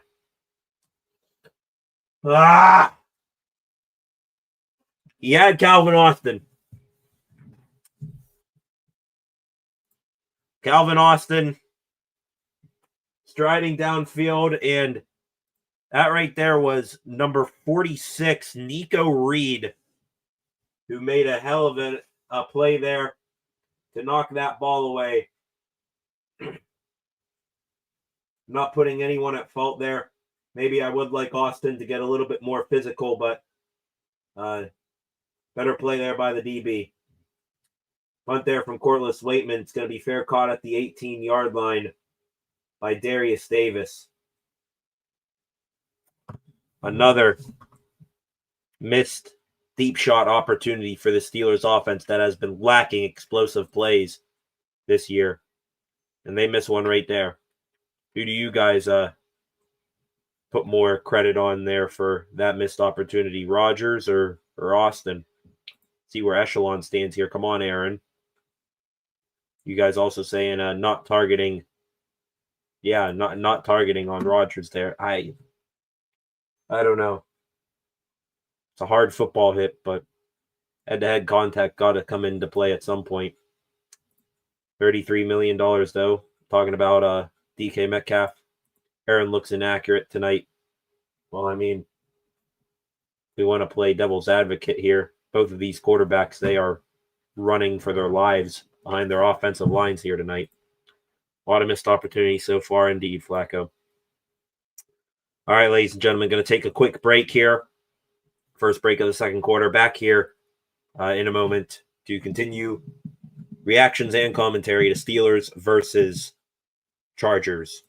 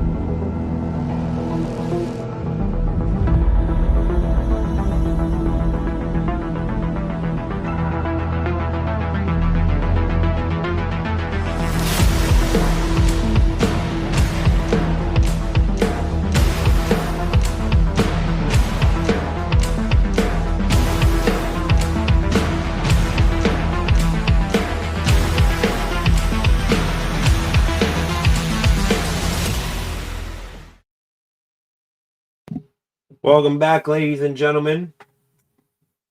The Chargers with the ball here from their own 19-yard line to hand off to Kamani Vandal, and he's running forward, and he turns it from the 19-yard line up into the 30. So a gain of 11 and a first down run there on first down for the Chargers. Look there at Mike Tirico and Chris Collinsworth in the commentary booth. Your eyes, they do not deceive you. That is the real score of this ball game, 5-3 in favor of LAC right now. It's a baseball game score right there.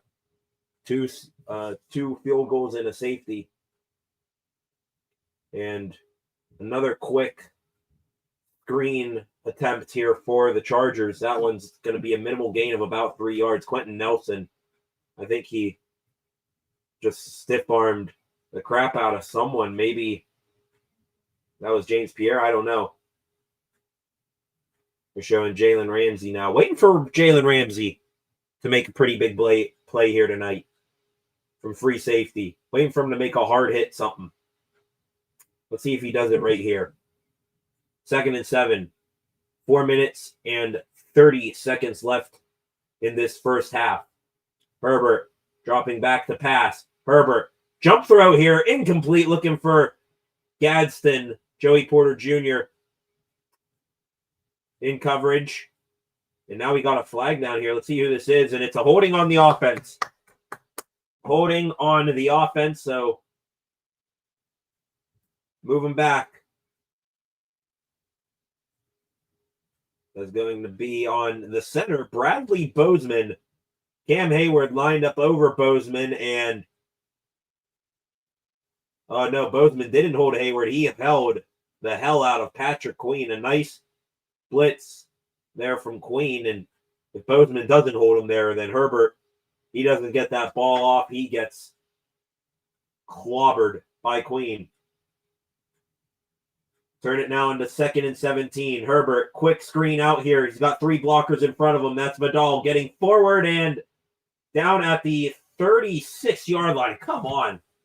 That is some extra egregious, give him the benefit of the doubt of forward progress here. I saw he was down at the 35. They move him all the way up to the 36. Now it's going to be 3rd and manageable here for the Chargers. Great blocking there by Trey Harris, the wide receiver for the Chargers on that play. 3rd and 4. Let's see what happens here. Steelers, they rush 5. Herbert to pass. Pressure all around him. Herbert's going down. That is a sack. No! Keanu Benton. Eat up, Wisconsin Badger. He gets home, and the Steelers are finally able to bring down Justin Herbert, 2nd sack of the game. Great play. The pressure from Peyton Wilson forced Herbert to scramble up in the pocket a little bit. Benton finished it off. And another punt here for LA. J.K. Scott from his own 18 booms this one away. Back in fair, catching this at his own 22-yard line, maybe the 23. That is Keyshawn Williams. The defense making a big play, a big stop there on 3rd down. Hell yeah, big new there from Echelon. Love it. Also, Echelon in here. Can we start a petition for me to draw 10 plays on the Steelers must use in the game for one game? Just one. We'll love it there, Echelon. I expect a nice 30-page playbook in the comment section by Tuesday's Mike Tomlin press conference. I'm just kidding. I joke. So now the Steelers, with exactly 3 minutes left on the clock here in the second quarter, they are going to start this drive from their own 23. Jonnu Smith motions from the left to the right. Rodgers making the check here at the line of scrimmage. He's under center here. Pitch here to Jalen Warren. Warren, he's going to hit the edge. Warren, he's going to get a gain of about 4 yards right there. Tackle made on the play there. I believe that was number 92. That is, let's see here, Justin. I'm not even going to try to pronounce that last name, but I guess I will. Eboigbe with the tackle there. My apologies, sir, for making that tackle, but your name hard to pronounce. 2nd and 6 here for the Steelers after that 4-yard gain. Pat Freiermuth in motion. Rodgers taking the snap, looking to pass again, firing deep over the middle, intercepted. Intercepted and ran back to the 36-yard line. That was number 27, R.J. Mickens, the rookie out of Clemson. Rodgers looking deep over the middle of the field to DK Metcalf. And it was just high and just out in front of Metcalf, where it hit Mickens right in the throat, and he was able to hang on to it. And yeah, Rodgers, he's a little off tonight, boys. He's a little off. Crickets in the comment section. Echelon, Aaron is the problem tonight. Don't care what anyone says for the rest. Hopefully he needs to figure it out here. Kamani Vidal, the running back, breaks a tackle, gets a gain of 8. Probably give him 9 on that first down run. Excellent field position, turns into even better field position there for the Chargers. And there is the 2-minute warning here for the first half. Not the best accurate night here for Aaron Rodgers. He's been throwing high for most of this game, and now another high throw right there. This time it hurts them. And it hurts them big, especially if the Chargers finish off this drive right here. Got 6 of you in here right now. Welcome to the live stream. If you are new here, please subscribe to the channel. Turn on notifications so that you never miss a thing here on the channel. Man, a deflating pick there by Rodgers, and we'll see what comes of it. Defense is going to need to make another stand here. Force the Chargers again to settle for 3. That's all we can hope for. Make this an 8-3 ball game heading into half, because I have full expectations that the Chargers are going to manage this clock well and leave the Steelers little time on offense. What's the halftime adjustments, fellas? Halftime adjustments. Haven't seen it much here. Maybe the quick screen game passes out to your wideouts. That might be the only way you get things going offensively. And also, if we're going to run the ball, run between the tackles. I mean, these pitches, maybe 1 or 2 have worked, but the rest, they have been pretty stuffed up by this Chargers defense. For the Steelers, be wary of the quick pass game from the Chargers. I think they're starting to use that a bit more. Also, can we please tackle Kamani Vidal, because he's starting to heat up here. Let's make sure we keep that guy in check and not let that guy get in a normal world. You would, want to limit the other guys and make that guy beat you, but still, don't let him beat you, even though you're making him beat you. Get the tight ends more involved, says Flacco. Yeah, I think maybe 2, 3 targets to tight ends here in this half. So yeah, maybe get them more involved. At some point, it's Tomlin. Why is it always the same thing? If the offense is hot, defense sucks. If the defense is hot, offense is trash. Yeah, I don't get it either there, but pull up a great common denominator there, Echelon. That right there was a I'm going to be honest, I had my head turned. What play was that? I think that was Keenan Allen who got that ball. No, that was a 3-yard run for Kamani Vidal again to the left. So my apologies. I just saw a 3. Clock continues to roll here. 1:20 now left in this first half. Herbert takes a snap. Well, you know, a quick pass there to Quentin Johnston makes 1 man and 2 men miss. Finally tackled by, I believe that was Derek Harmon and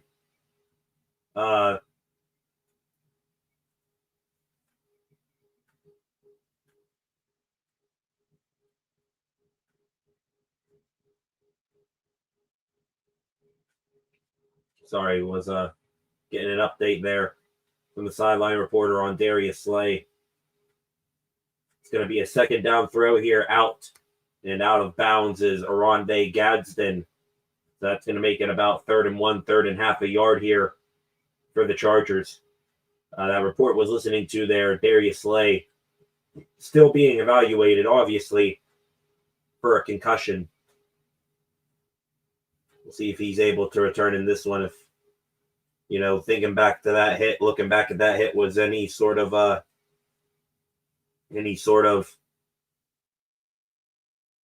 sign. I don't think he'll be coming back in this one.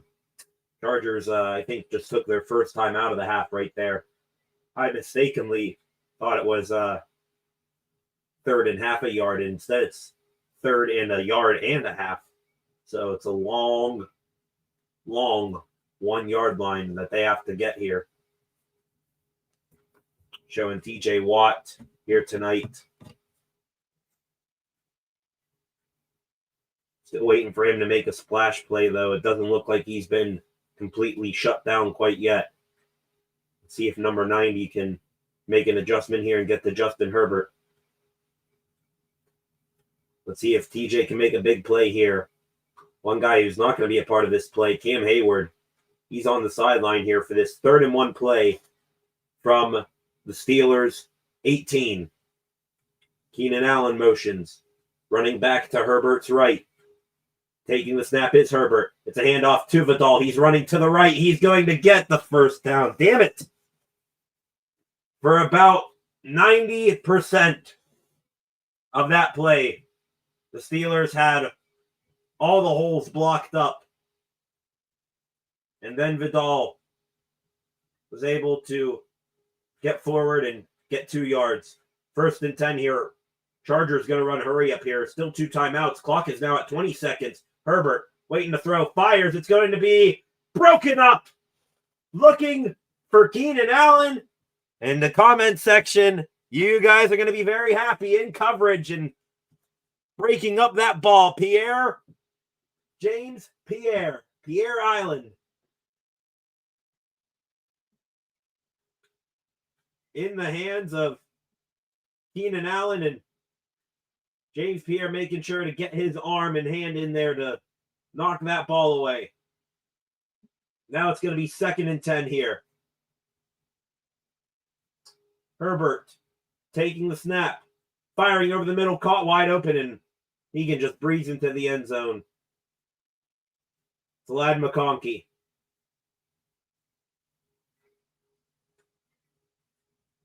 And for the first time tonight, the Steelers in that zone coverage get gashed, and they allow someone wide open in the middle of the field. Make it 11-3. They're not going to go for 2 quite yet and make it a 10-point game. So Dicker, he's going to be on here. Whistles blow. Looks like we got a false start here, I think. No false start, actually. So thought there was a false start, seeing how the Steelers didn't really rush anyone there to try to block it. So now, new score, 12-3 in favor of LA. And now it is worry time here, boys. It is mega worry time. More comments in the comment section from you guys here. Forcing the ball to DK. Maybe. Happy about James Pierre. Echelon. Can't blame the defense. The offense has to score. Agreed there, Echelon. Held a Chargers team to 12 points and a half. Fine with that. Offense put out 3. What am I supposed to do with that? Can't do really anything with that. So, yeah, defense holding them to 12 points. I'll take it. But offense, they got to figure things out in a big, big way.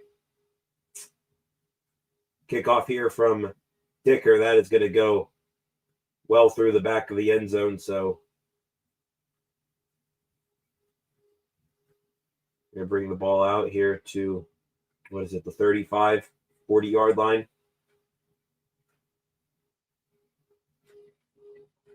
12 p.m.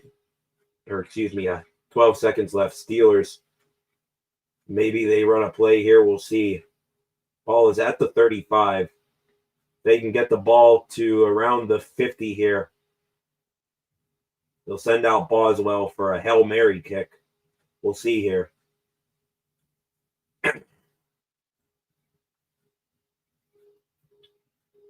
First and 10 here. Three receivers to the right, 2 to the left here for Rodgers. Takes a snap. Rodgers looking to pass. Rodgers scrambling around, now trying to buy time. Rodgers, he's going to fire deep down the middle of the field. Almost picked again. Was looking for Roman Wilson, but Dante Jackson jumped right in front of Wilson and almost was able to get his arms underneath that ball to pick it off again. Jeez Louise. We'll see if the Steelers even run another play after that. You might just take the knee and look to regroup here in the locker room. So the clock was at 1 second. Now they put the clock back to 5 seconds. I thought, Rodgers wasn't scrambling around for 10 seconds there. So put 5 on the clock now. Rodgers, quick hitter here. Nothing's going right. Nothing is going right. I'm not even sure if that was Calvin Austin or Roman Wilson, but hit off of one of their hands and fell incomplete. Offense cannot do anything right now. I wish they would, Echelon here. And I don't blame you for having that feeling. Maybe someone should tell that to Rodgers, light a fire under his ass here at half. Now we got another timeout here with 1 second now on the clock. Chargers are going to take a timeout. Echelon, this is stupid. What are they doing? Your guess is as good as mine, Echelon. I died in here. Hope the defense is not worn down too much. Damn offense needs to wake up. Can't open a floodgate. We can't close. Yep.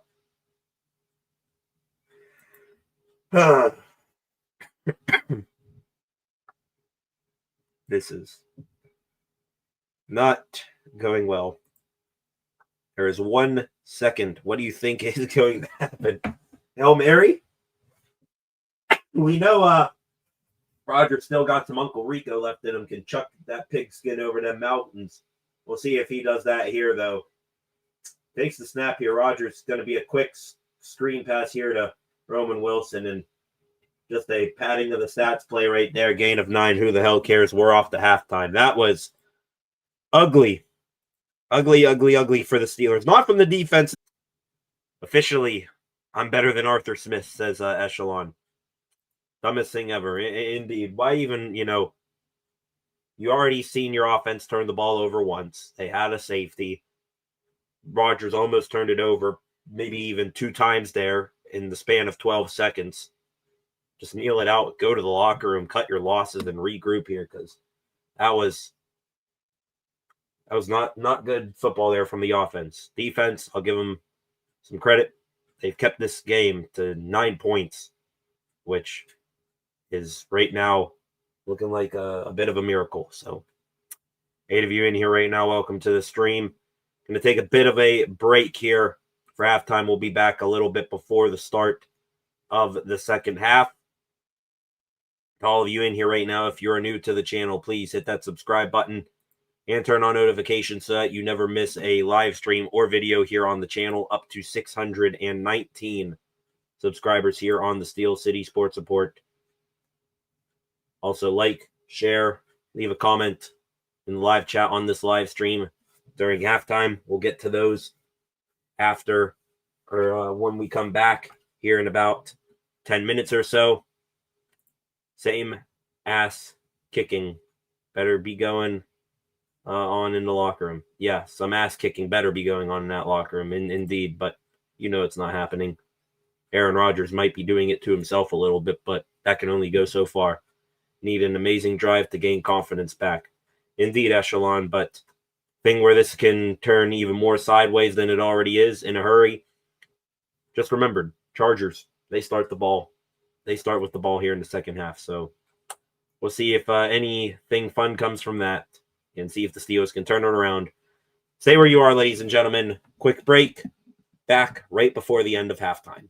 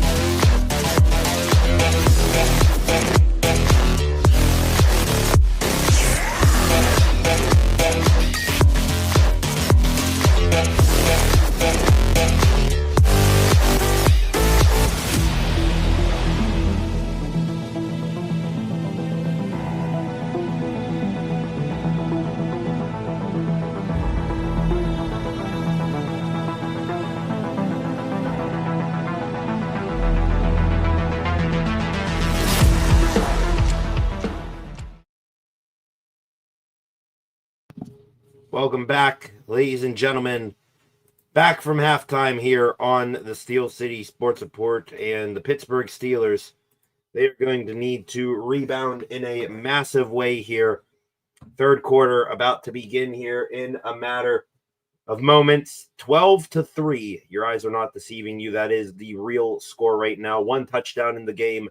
That a pass from Justin Herbert to Ladd McConkey. Other than that, 2 field goals, 1 for each team, and a safety for the LA Chargers. Score at one time was 3-2, stuck that way for a little while. And one side of the ball for the Steelers, it has been some pretty smooth sailing. I would say defense has been doing its job. Their only, downside was that McConkey was wide open pretty much on that touchdown catch.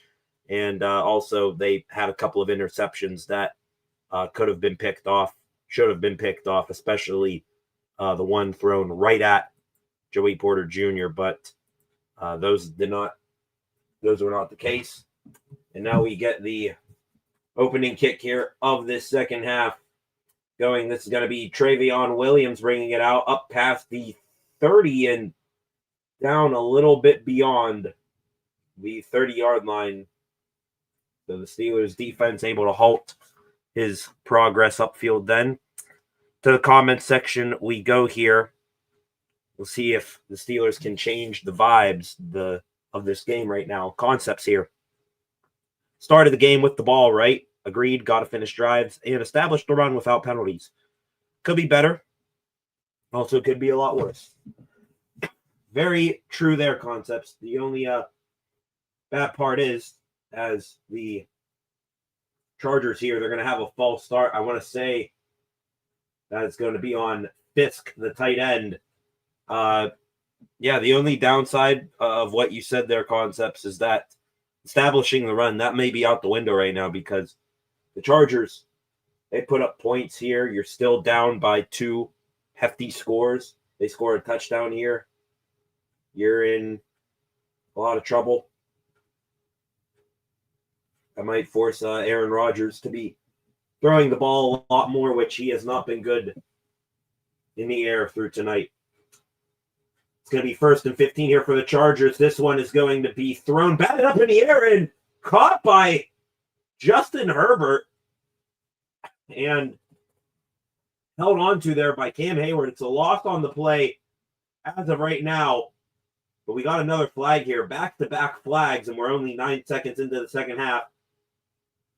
And we got offsides on the defense. It's Alex Highsmith. Offsides, jumped just a bit too early. It's another thing with the defense tonight. Every time they make a good play, there's always something bad that soon follows it. 1st and 10 now. Let's try this again here. Kamani Vidal, he just ran into the great wall of Keanu Benton and Malik Harrison for a gain of just 1. It'll be a gracious one, too, if they give it to him. Excellent stop there by the Steelers' defensive front. Come on. There's no way that Vidal gained 2 yards on that play, because they have it listed at 2nd and 8 right now. That was crazy. 2nd and 8 now for Herbert. Herbert taking the snap, looking to pass, looking on a slant there, batted down at the line by T.J. Watt. So the Steelers D-line getting their hands more active now. That's now 2 pass swats. 1 from Hayward, 1 from Watt. Let's take a look at TJ here. Against Trey Pipkins. Beat that block pretty easily with that inside move. And got his hands up knowing he wasn't going to get to Herbert. 3rd and 8 now. Empty backfield for Herbert. 2 options to his left, 3 to his right. Looking right is Herbert, firing over the middle. Caught by Keenan Allen. And that's a 1st down plus 4 or 5 more on top of it. Might have been a bit of a collision there between two Steelers defenders. Looks like Gadsden, who is more towards the slot, he was running a go right up the field. And Allen running the post. Got some Steelers defenders crossed up there, maybe. It's a new set of down for LA. Hand off to Vidal. This time he's going to run right into that absolute massive human being, number 94, Y.A. Black. It's been weeks on this channel since we've called Y.A.'s name. Glad to see that he is off the milk carton, making the stop there for no gain. Hell yeah, big 94. Going to stay out there for this snap here. Two rookies, Black, Harmon, in the middle of that D-line right now. Herbert motions a man, Gadsden. Back to pass is Herbert. Steelers bring pressure, firing over the middle. Caught initially, but then knocked away by Joey Porter Jr. Great play by 24 in black and gold.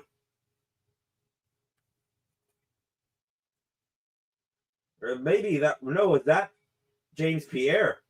Hang on. No, that was not Porter. That was James Pierre. My apologies. Got my 4s and my 2s mixed up. James Pierre making another hell of a play. Slapping that one out of the hands of Johnston. Would have for sure been a first down, but now it's 3rd and 10. Herbert to pass. Herbert gonna go down and get sacked. P.J. Watt made him scramble to the right. Alex Highsmith working his way back around. Gets the sack. And the Steelers defense. That is accomplishment number 1 here to begin this second half of play.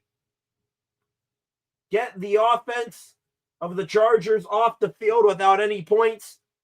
Now we get to see what this offense has adjusted in halftime. Another punt here for Scott. This one way up there. And it is going to be fair caught at the 7-yard line by Keyshawn Williams. They might give him the 8.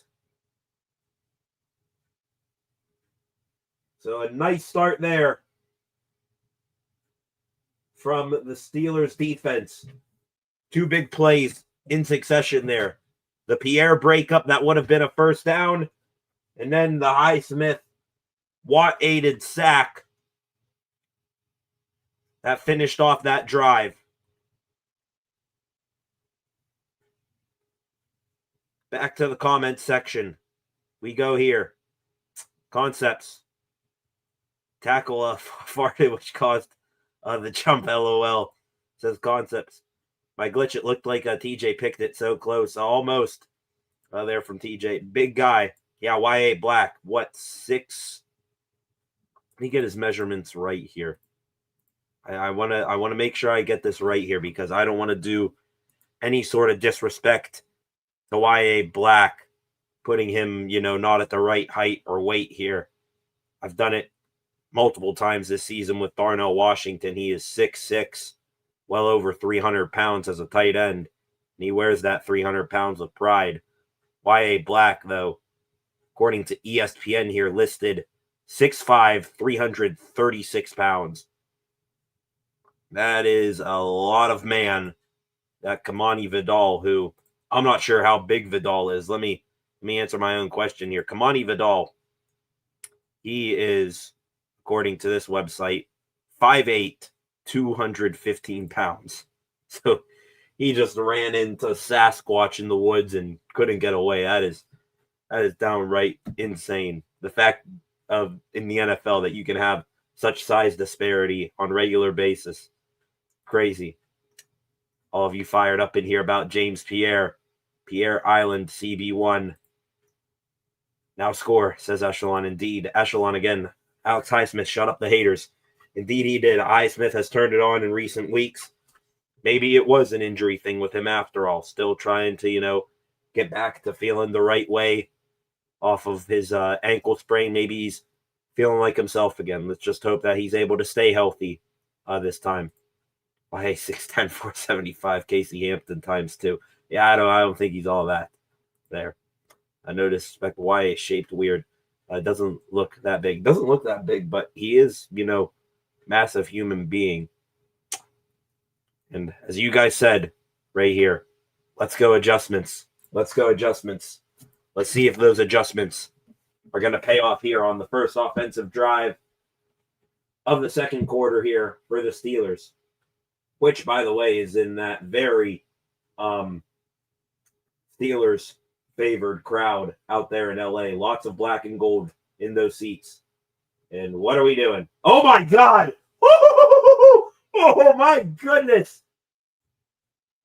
So you just saw me go through two different emotions there in quick succession.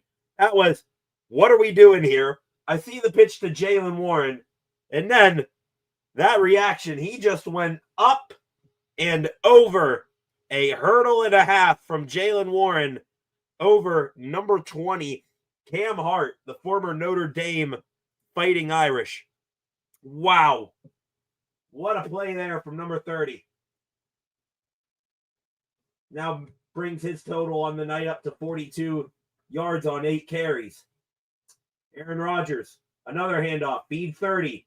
This time he's going to run forward. Going to be tackled there by Deshaun Hand, but that is not going to be before a gain of 5 or 6 yards.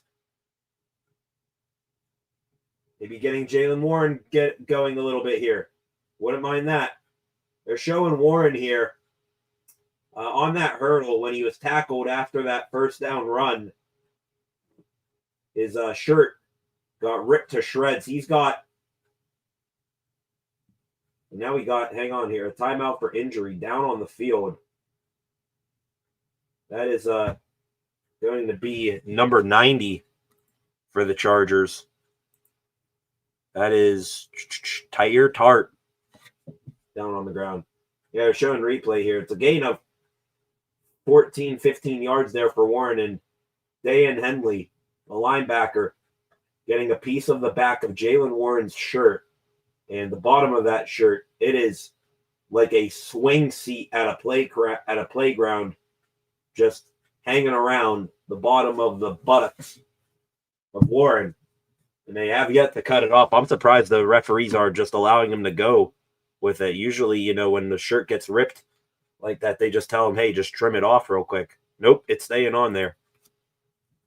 Somebody ripped Jalen's shirt. Yeah, it's crazy. Beautiful hurdle. Textbook over. I believe that was Hart. Beautiful there from Warren. He's going to get the ball here again. 3rd and 5. Keep feeding 30. Rock to Warren. It's a simple equation. Keep repeating it. Rodgers here. Another handoff to Warren. Bounces to the left initially, and then he is going to be stopped here at about the 30-yard line, so make it a gain of 3. No, maybe give him more. Not sure where the whistles blew there. I think they blew forward progress stop.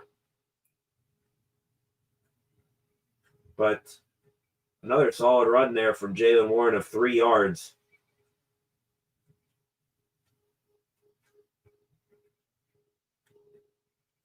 They keep zooming in on Jaylen Warren's shirt. He's off on the sideline now. I think they're telling Warren, they're not telling Warren anything. He might honestly, Warren, think that the back of his shirt right now that's ripped is his towel. 3rd and 2 now. Kenneth Gainwell in the group. 3 wide receiver bunch here to the left for Rodgers. DK Metcalf, the lone receiver at the bottom of the screen here, lined up with Dante Jackson. But hang on here. We are going to have a timeout here for Pittsburgh. The play clock was running out. They were going to throw a flag there for delay of game, but Mike Tomlin coming in with the penalty-saving timeout call there. Echelon, what are they doing? Never stopped moving. BS, Warren had a first down. Yeah, they blew the whistle maybe a tad bit early there. That pile Might have been moving a tiny bit more forward, but damn. Looks like they finally, I think, can't see from this angle. Looks like they might have finally cut Jaylen Warren's shirt. So no more stuff covering his backside there. It's going to be 3rd and 2nd still here. Same formation, but guys lined up at different spots here for the Steelers. Now DK Metcalf motioned. Rodgers to pass. Rodgers, pressure all around. He's going to go down and get sacked. The protection, again, an issue.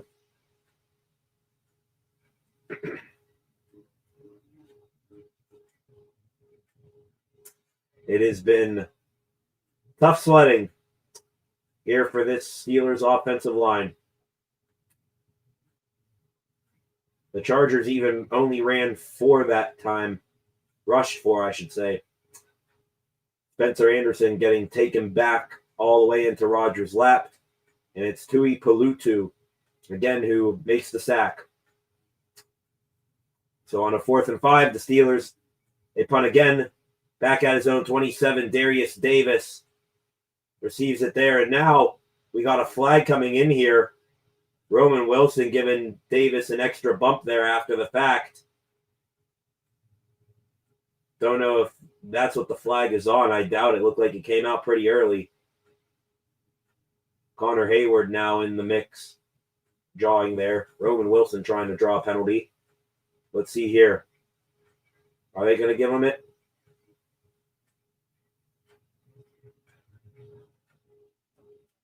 And it's not, as expected, a penalty on either team for that, altercation afterward. Instead, it is going to be a illegal block in the back on the Chargers. Wax. So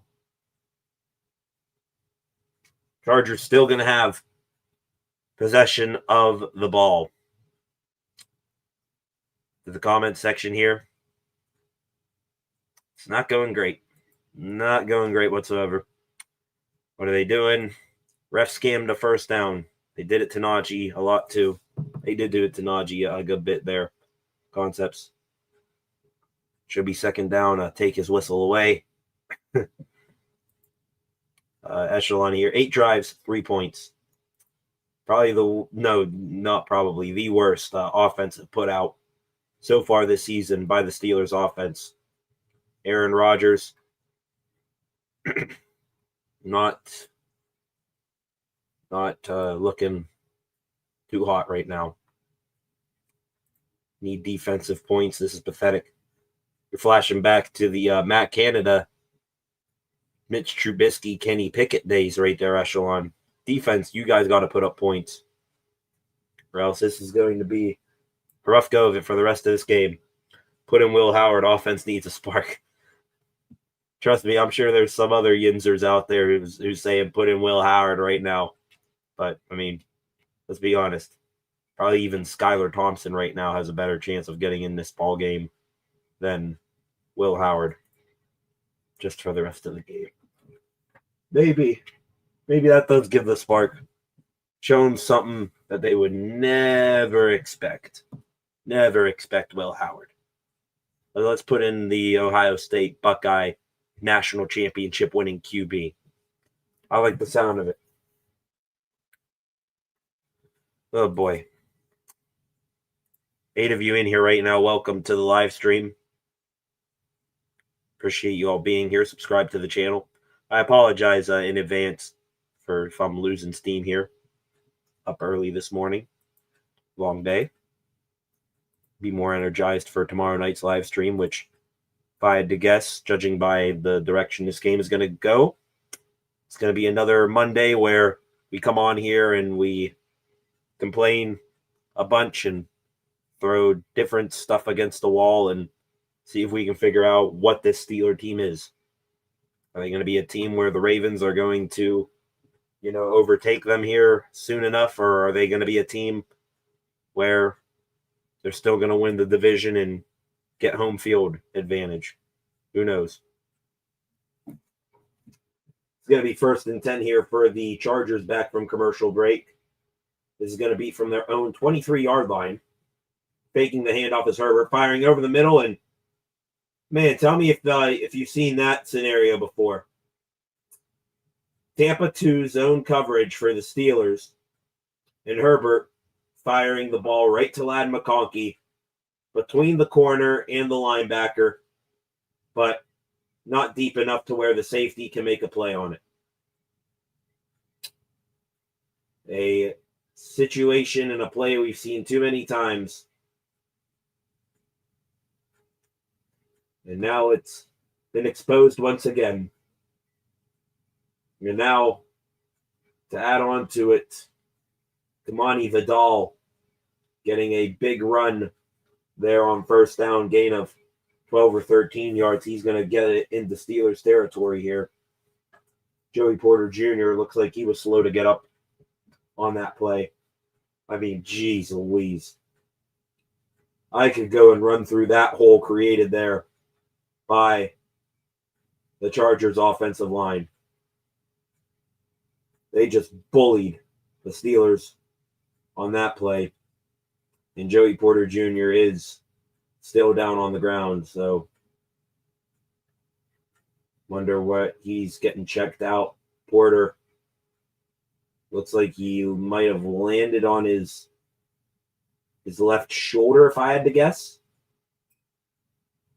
I mean, hopefully he's okay, because that was not a happy landing there for Peasy Jr. He walks to the sideline under his own power, fires his helmet at the ground.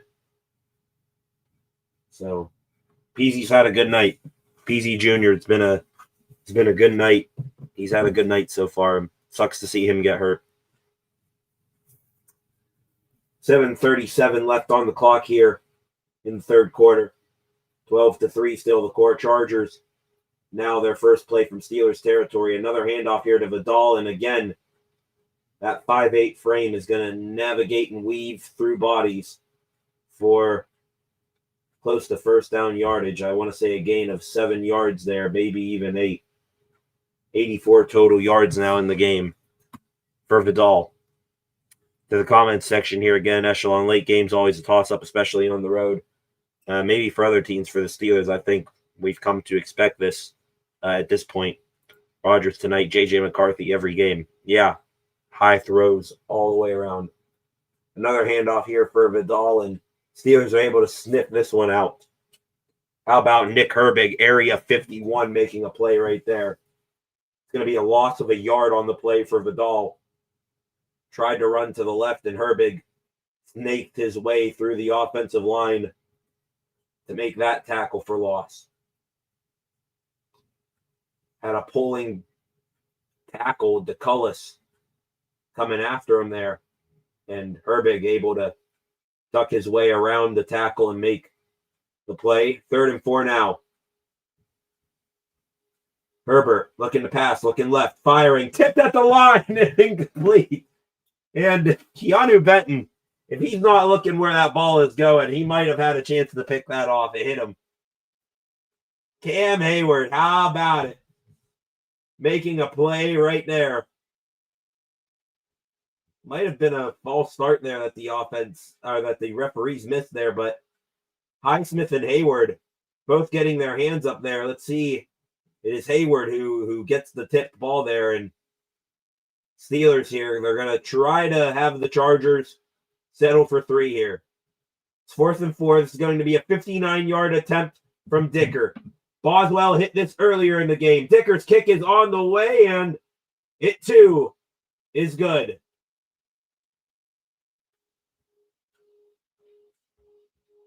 So the two best kickers in the NFL, in my opinion, doing battle tonight. And Dicker and Boswell both clean from 59. Make it now 15-3. Yikes. Can the Steelers offense respond? In my opinion, they almost have to score a touchdown here. Honestly. They need to score a touchdown here to keep this game alive. Or else, even if the Chargers keep doing that, they're going to field goal them to death. So, to the comments here again, Freight Train, sorry late, but we suck again bad. This game is over if they drive here and score. Well, settle for 3, so we'll see which way the pendulum swings here. Concepts. Clark is in the game. Uh-oh, Chuck Clark. Is he in the game? He back from illness. Haven't really noticed him that much there. All I've really noticed is more Kyle Duggar and Jalen Ramsey, which I'll admit I like. Offense is the worst in the league now, and the defense is now back to top 10. Yippee. And remember, go back about 3 weeks. It was the exact opposite of that scenario. When you see complementary football, where both units are clicking on full cylinders, take a picture. You are witnessing a moment in National Football League history. But it hasn't happened tonight. Doubt it will.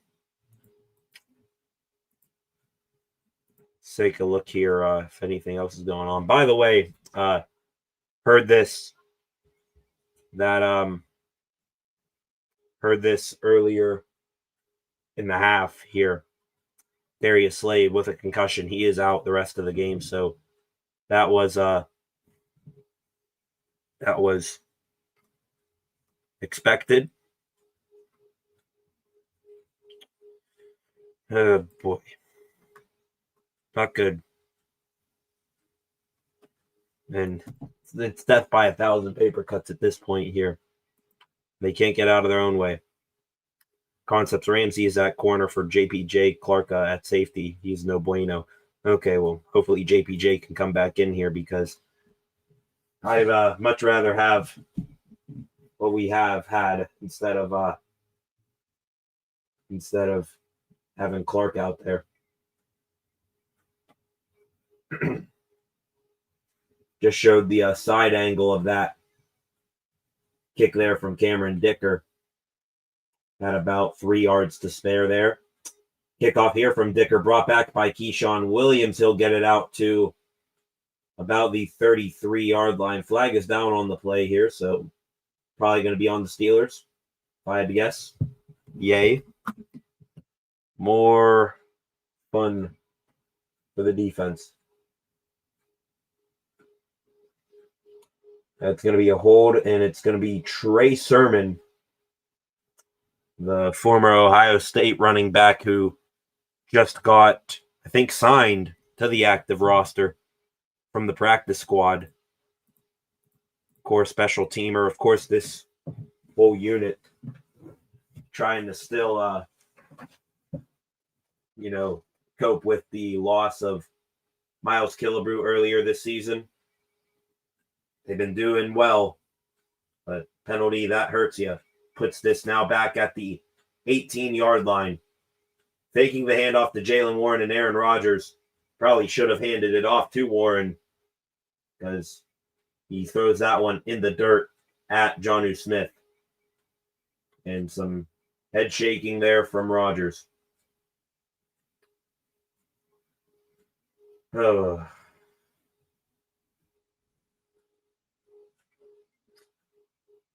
.556 left here in the third.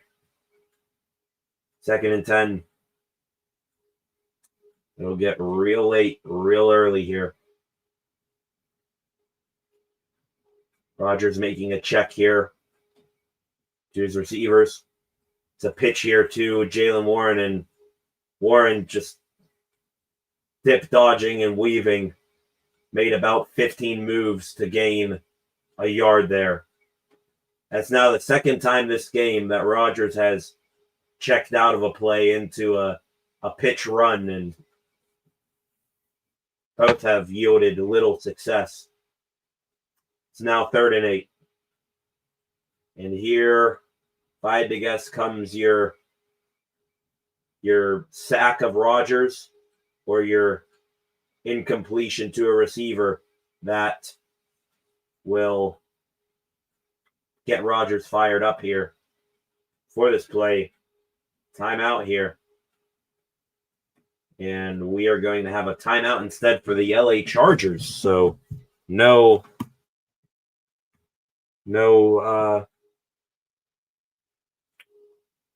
Timeout there for the Steelers.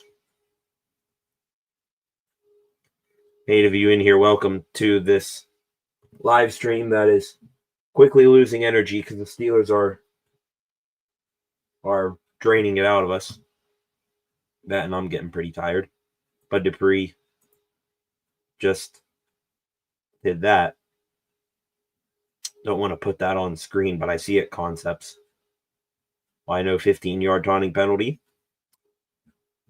I want to see if that makes its way here to the old Twitter timeline. If so, then that is absolutely terrible. It's going to be 3rd and 8 here for Rodgers, throwing over the middle. Incomplete, and no one was in the general vicinity of that ball. Rodgers is looking for a flag. DK Metcalf is looking up at the scoreboard, and there's no flag. And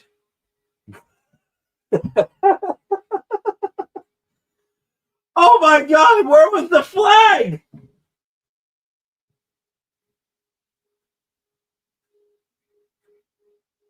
Punt from Waitman, it's fair caught at the 36. Where was the flag?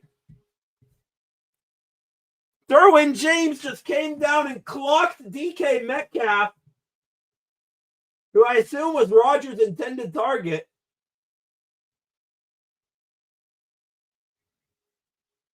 Oh my God. That was terrible. That was awful. Concepts, I see your comment there. These refs are awful. How is there not a flag there? DK Metcalf gets flat-backed by Derwin James. Metcalf, I think, was already looking back for the ball, and there was no flag. Jesus. Well, that's the game, everyone. See you guys back here tomorrow. Sorry about time of possession. Removed, if not all. Show sense of these refs are awful. No, you're good. You're good there. Concepts. Wow. Echelon. Good night, fellas. Going to sleep. Stay safe. Have a good night, Echelon.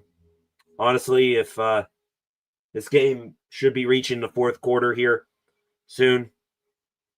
If we reach a point where the Chargers hit 20 points here and the Steelers are still at 3, that'll probably be the night here as well.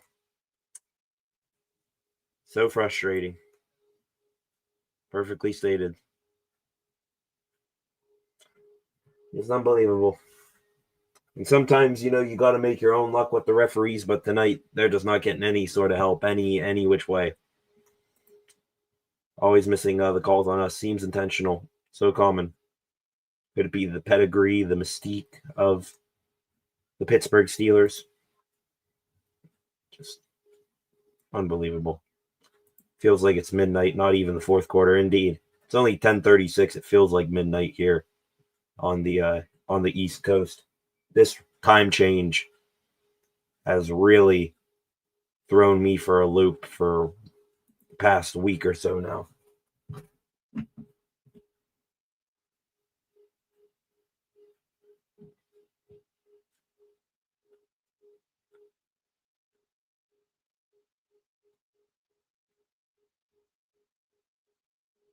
I don't even know what the rules analyst said in there, but whatever he said, I disagree with it because that was blatant illegal contact. First down run here for Kamani Vidal.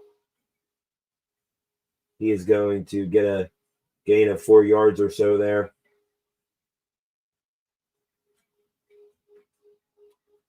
Got an update here, an injury update from the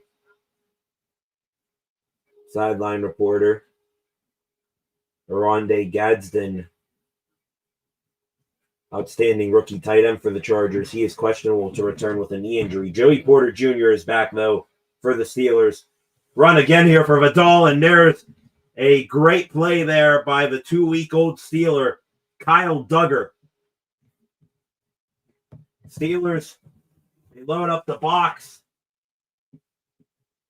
Kyle Duggar down near the line of scrimmage. Jalen Ramsey back playing deep safety, and Duggar, he is able to sniff out that run of the Doll trying to come back the other way to the left. 3rd and 6 now for the Chargers. Herbert scrambling up. He's got the first down and more. And slides down at the 44. And there's the first time tonight where Herbert has really hurt you with his legs. We've been waiting to see it, and finally brings out his trick there with his legs. No single Steeler spying him. The middle of the field wide open for Herbert to take off and run.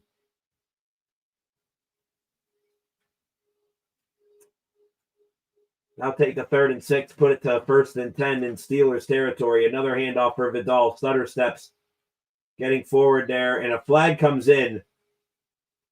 Two flags are down here.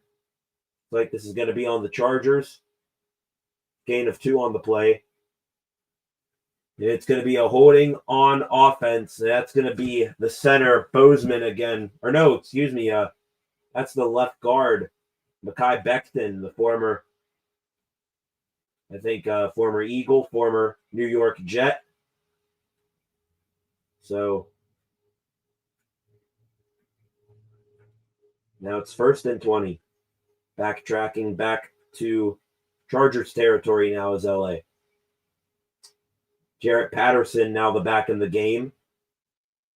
Herbert under center sends his tight end in motion. Faking the handoff is Herbert. It's a screen set up to Fisk, the tight end. And he is going to get chopped down at the legs there at around the 49-yard line by James Pierre. Great play by number 42 in black and gold. He's been a bright spot on this defense tonight. And Fisk right there, the tight end, originally pass blocking there on Alex Highsmith, lets him go and catches that screen. 2nd and 13 now. Vidal the back to Herbert's left. Looking to pass. Herbert. Pocket collapsing around him. Herbert, he's going to be brought down by Alex Highsmith. Herbert looking for a face mask, something, but Alex Highsmith taking him down there before he can scramble out, grabbing him right here on the front collar.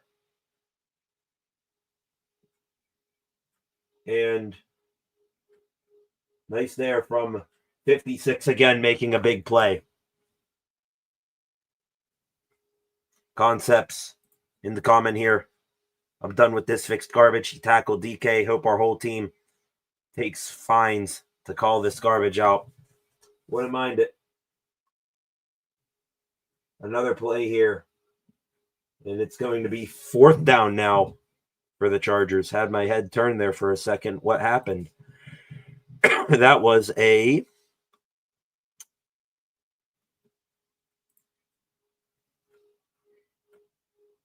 That was nothing. Waiting for it here. It's going to be 4th and 2 here. So must have been a quick pass of some sort there.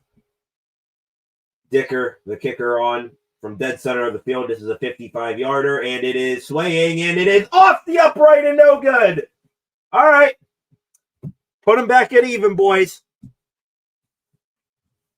That's now 1 missed field goal for each of these 2 phenomenal kickers tonight. Was waiting to hear after the game the comments, oh, Dicker's better than Boz. Well, now they both got a miss on their ledger. We'll take it. Always over the middle. Can we ever cover the same route all night? Nope. Not really, concepts. Doink off the left upright and no good. So this game somehow staying at 15-3 in 2 scores for the black and gold. 8 of you in here right now.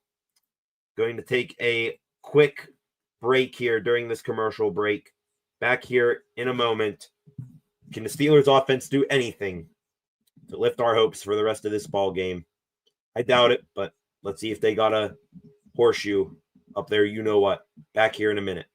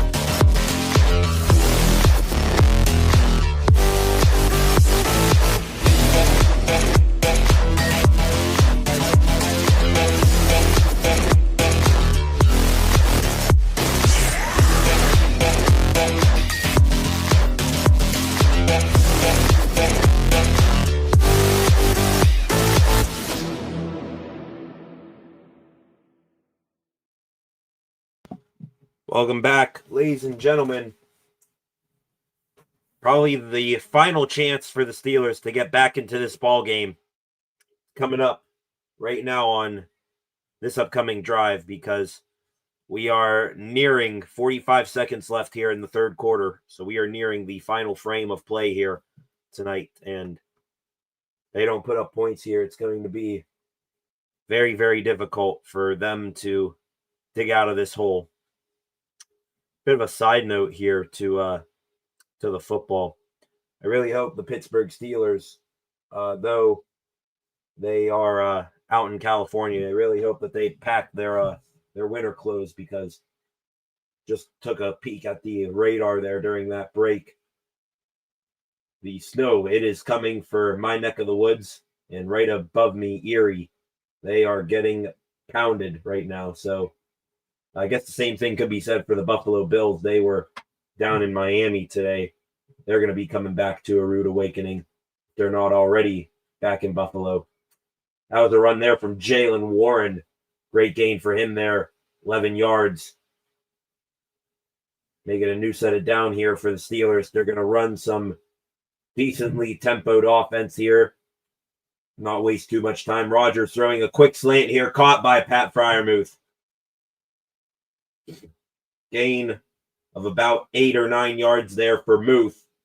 And that is going to be the final play here of the third quarter. So turn the page now to the final 15 minutes of this ball game. Steelers, I think they're in the Chargers territory, but they have enough in them on their worst night of the season. Do they have enough to turn this thing around and get some points here, maybe even escape with the win? It'll be very difficult, but let's see if they have it in them. On for what is hopefully a wild finish for the good reasons. Back here in a minute, yet again.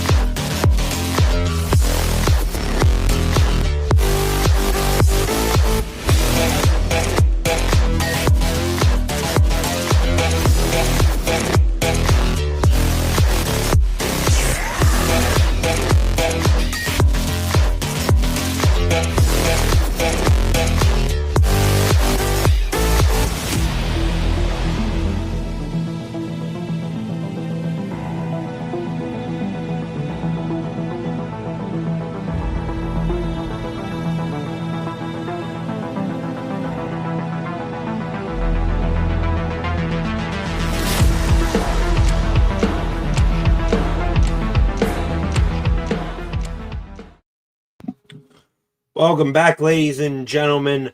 Final frame for the game from hell that is never ending. About to begin here in a moment. And then that moment is now. Aaron Rodgers under center here on 2nd and 1. It's a handoff to Jaylen Warren running to the right. He's going to get first down yardage there. Gain of 3. Needed just 1. Say this is a game from hell, of course, because look at the score. It's also a game that is never ending, everlasting, because here in about 45 seconds, we are going to hit the 3-hour mark here on stream tonight. So we are averaging an hour per quarter of football right now. This is a slow-moving game that is freaking ridiculous. It's now going to be 1st and 10 for the Steelers from the 32-yard line. Rodgers faking the handoff. Now he's going to set up a screen here to Jaylen Warren. Evades 2 tacklers there. He's got blockers in front of him. Up past the 20. Down at the 14-yard line. And please be all right, Jaylen. It looks like he's okay. Beautifully executed screen pass play there all around. Jaylen Warren making Derwin James and a defensive lineman. He made Derwin James and Khalil Mack miss on that play. Did Warren. Fautanu couldn't get enough of James to spring Warren cleanly, but great blocking upfield by, I believe, someone in Mason McCormick. Now from the red zone, the Steelers here. It's a handoff to Warren, running ahead, up past the 10 and down at the 8-yard line for number 30. Now, they marked him. Did they just mark him at the 10? I swear, they are giving that extra little half a yard, 3/4 of a yard to the Chargers, but they're not giving us jack. Y'all are pissed about the penalties tonight, or the non-penalties. I'm pissed about the spotting of the ball, to be quite honest with you. 2nd and 6 now from the 10. Excuse me. Rodgers under center again. Ben Skoranek motions. Rodgers, he's looking to pass here. Now he just chucks it at the feet of Jaylen Warren. Rodgers was maybe looking for a quick slant there to someone and just had someone immediately in his face.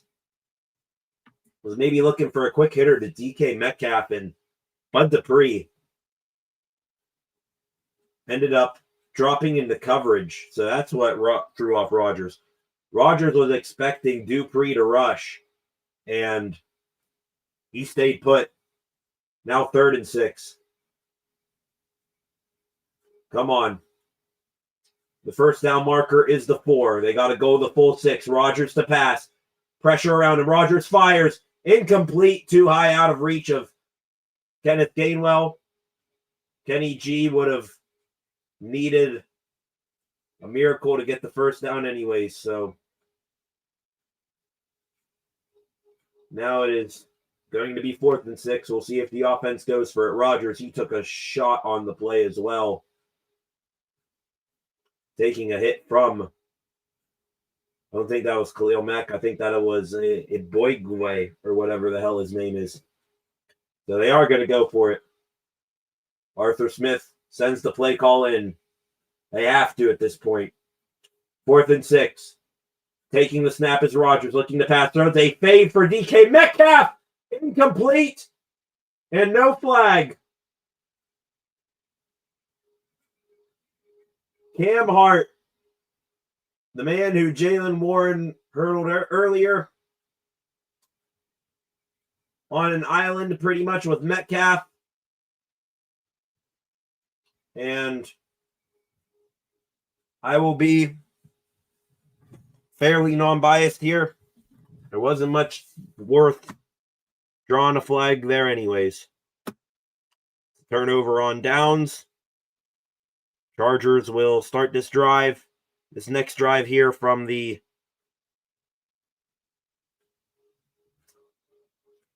own 10-yard line, and now things look very, very dark. Clock is at 12:44 as well. to the comment section. Concepts. How's that not PI? Maybe I'm lost. I mean, just seeing it from the point of view of the referee looking at the defensive back. Not much grabbing, at least in my opinion, which we can differ on opinions here. Concepts, it's all right. Got his head around and made a play on the ball. Metcalf can do all the flamboyant waving of arms and diving for it that he wants, but not sure there was anything there. My dad says, Rudolph time. I mean, got to be more accurate than Rodgers tonight, right? At this point. So, just pitiful. Pitiful, pitiful, pitiful. Disgusting. I'm seeing the numbers of viewers in here going up right now. I think we're up to 8 live viewers right now. Maybe some of you, other fellow salty Steeler fans, some of you maybe Chargers fans. Who knows? Just, if I had the energy, I'd probably crash out on this stream, but just don't have it tonight. We've seen this story before. We saw it on the other 2 primetime games this year, except this time it is the offense that is a complete and total pathetic no-show. And it is the defense doing their damnedest to keep them in the ballgame. Not a single time on primetime television can they show up and just all come ready to play. Not a single time. So, let's see if this can get any worse. And, yep, it is getting worse. Another quick pass out to Quentin Johnston. Just absolutely buried, I think, Joey Porter Jr. with a stiff arm and got about a 15-yard gain. Touchdown score here. That ends the stream. And we'll see you all back here tomorrow. Concepts should have just ran the ball every snap. We'd have scored there, guaranteed. Well, fortunately, establishing the run for what was thought to be a tight end, heavy run offense. That doesn't seem to be the case here with Arthur Smith this game or this year, really. Run there for Vidal is going to be a gain of 4 yards. Where's Vidal at rushing the ball? He's had a couple of big ones here as the game has gone along. He's got to be somewhere up there. Yeah, 73, 15 carries, 73 yards for Vidal. Aaron Rodgers tonight. A pitiful, terrible 9 for 21 for 78 yards.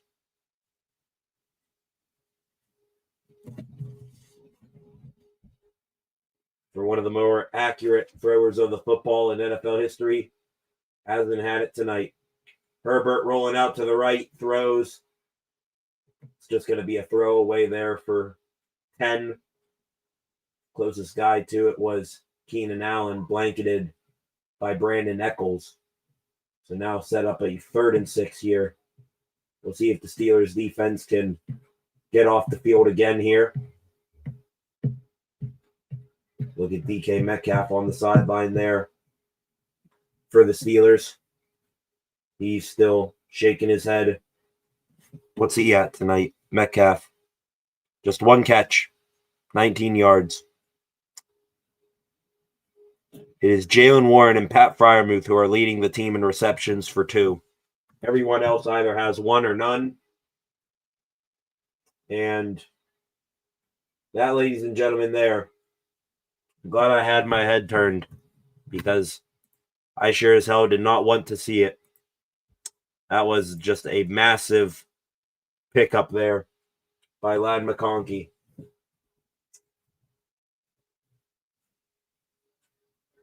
Couldn't have been any more perfect coverage by Brandon Eccles.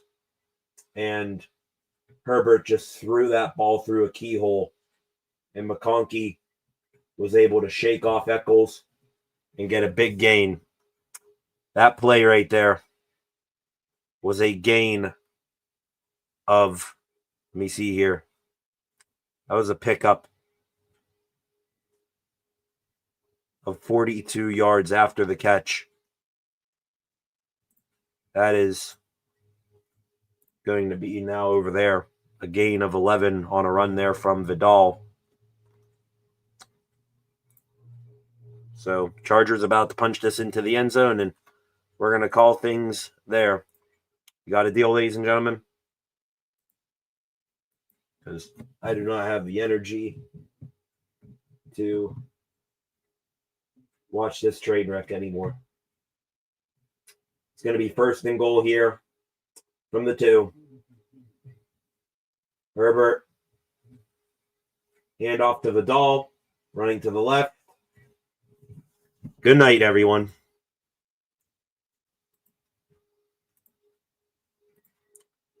Broderick didn't even try to block his guy on second down. Maybe it was third. His O-line's rough. Eccles started strong and got burnt afterwards. Sawyer just proved how important Highsmith is. All valid points, concepts. Yeah, we're done. I'm seeing the replay, and I don't care that he's falling down to the ground. 5'8" Kamani Vidal just ran over 6'6", 340-pound Y.A. Black. Extra point from Dicker is good. Gonna edit the score.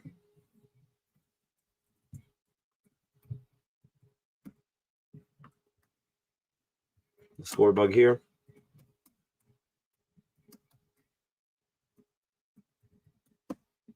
There. I'm gonna put this as the final score here tonight. There we go. Right there. That's your final. Concepts. Peace and good night. Thank you, Concepts, for stopping by. Life is good outside of football. Still Kings of the North. For now. Because then you add in that Ravens looked mid earlier, even though they won. Yeah. But still. They are knocking on the back door right now. The Ravens are. So we'll worry about that. That's a problem for another time. We'll address these problems tonight with this Steelers team and more. Excuse me. And more tomorrow on stream. Thank you all for joining me here tonight. For the final time, please like and share this live stream. Leave a comment, your frustrations, worries, solutions, any of that. Leave it. Feel free to leave it on this live stream after the fact, or bring them with you tomorrow for tomorrow's live stream. Also subscribe to the channel if you have not done so already. Still sitting at 619 subscribers here, so go hit that button if you have not done so already. Back here tomorrow, and like I said, an announcement tomorrow, bit of a schedule of what's to come here. What's to come here this upcoming week. It's going to be a busy week, especially when we get to next weekend. I'll reveal all the details of that then. So for the final time, thank you all for joining me here tonight. We got how much time left? 9 minutes, 26 seconds left in this game, and it is OVER in all caps, lots of exclamation points after the fact. I'm tired. To be honest, filter's broken. I give two shits what this offense does the rest of the night, because we're going to have plenty to talk about them for the first 3 quarters of football, not these last 9 minutes, and it's going to be ugly tomorrow. So see you guys back here tomorrow, Monday. We'll recap this all, and we'll talk more about it then. Thanks for stopping by tonight. Thank you, Concepts, for the kind words, and back here tomorrow. Peace. Thank you for A-Train as well.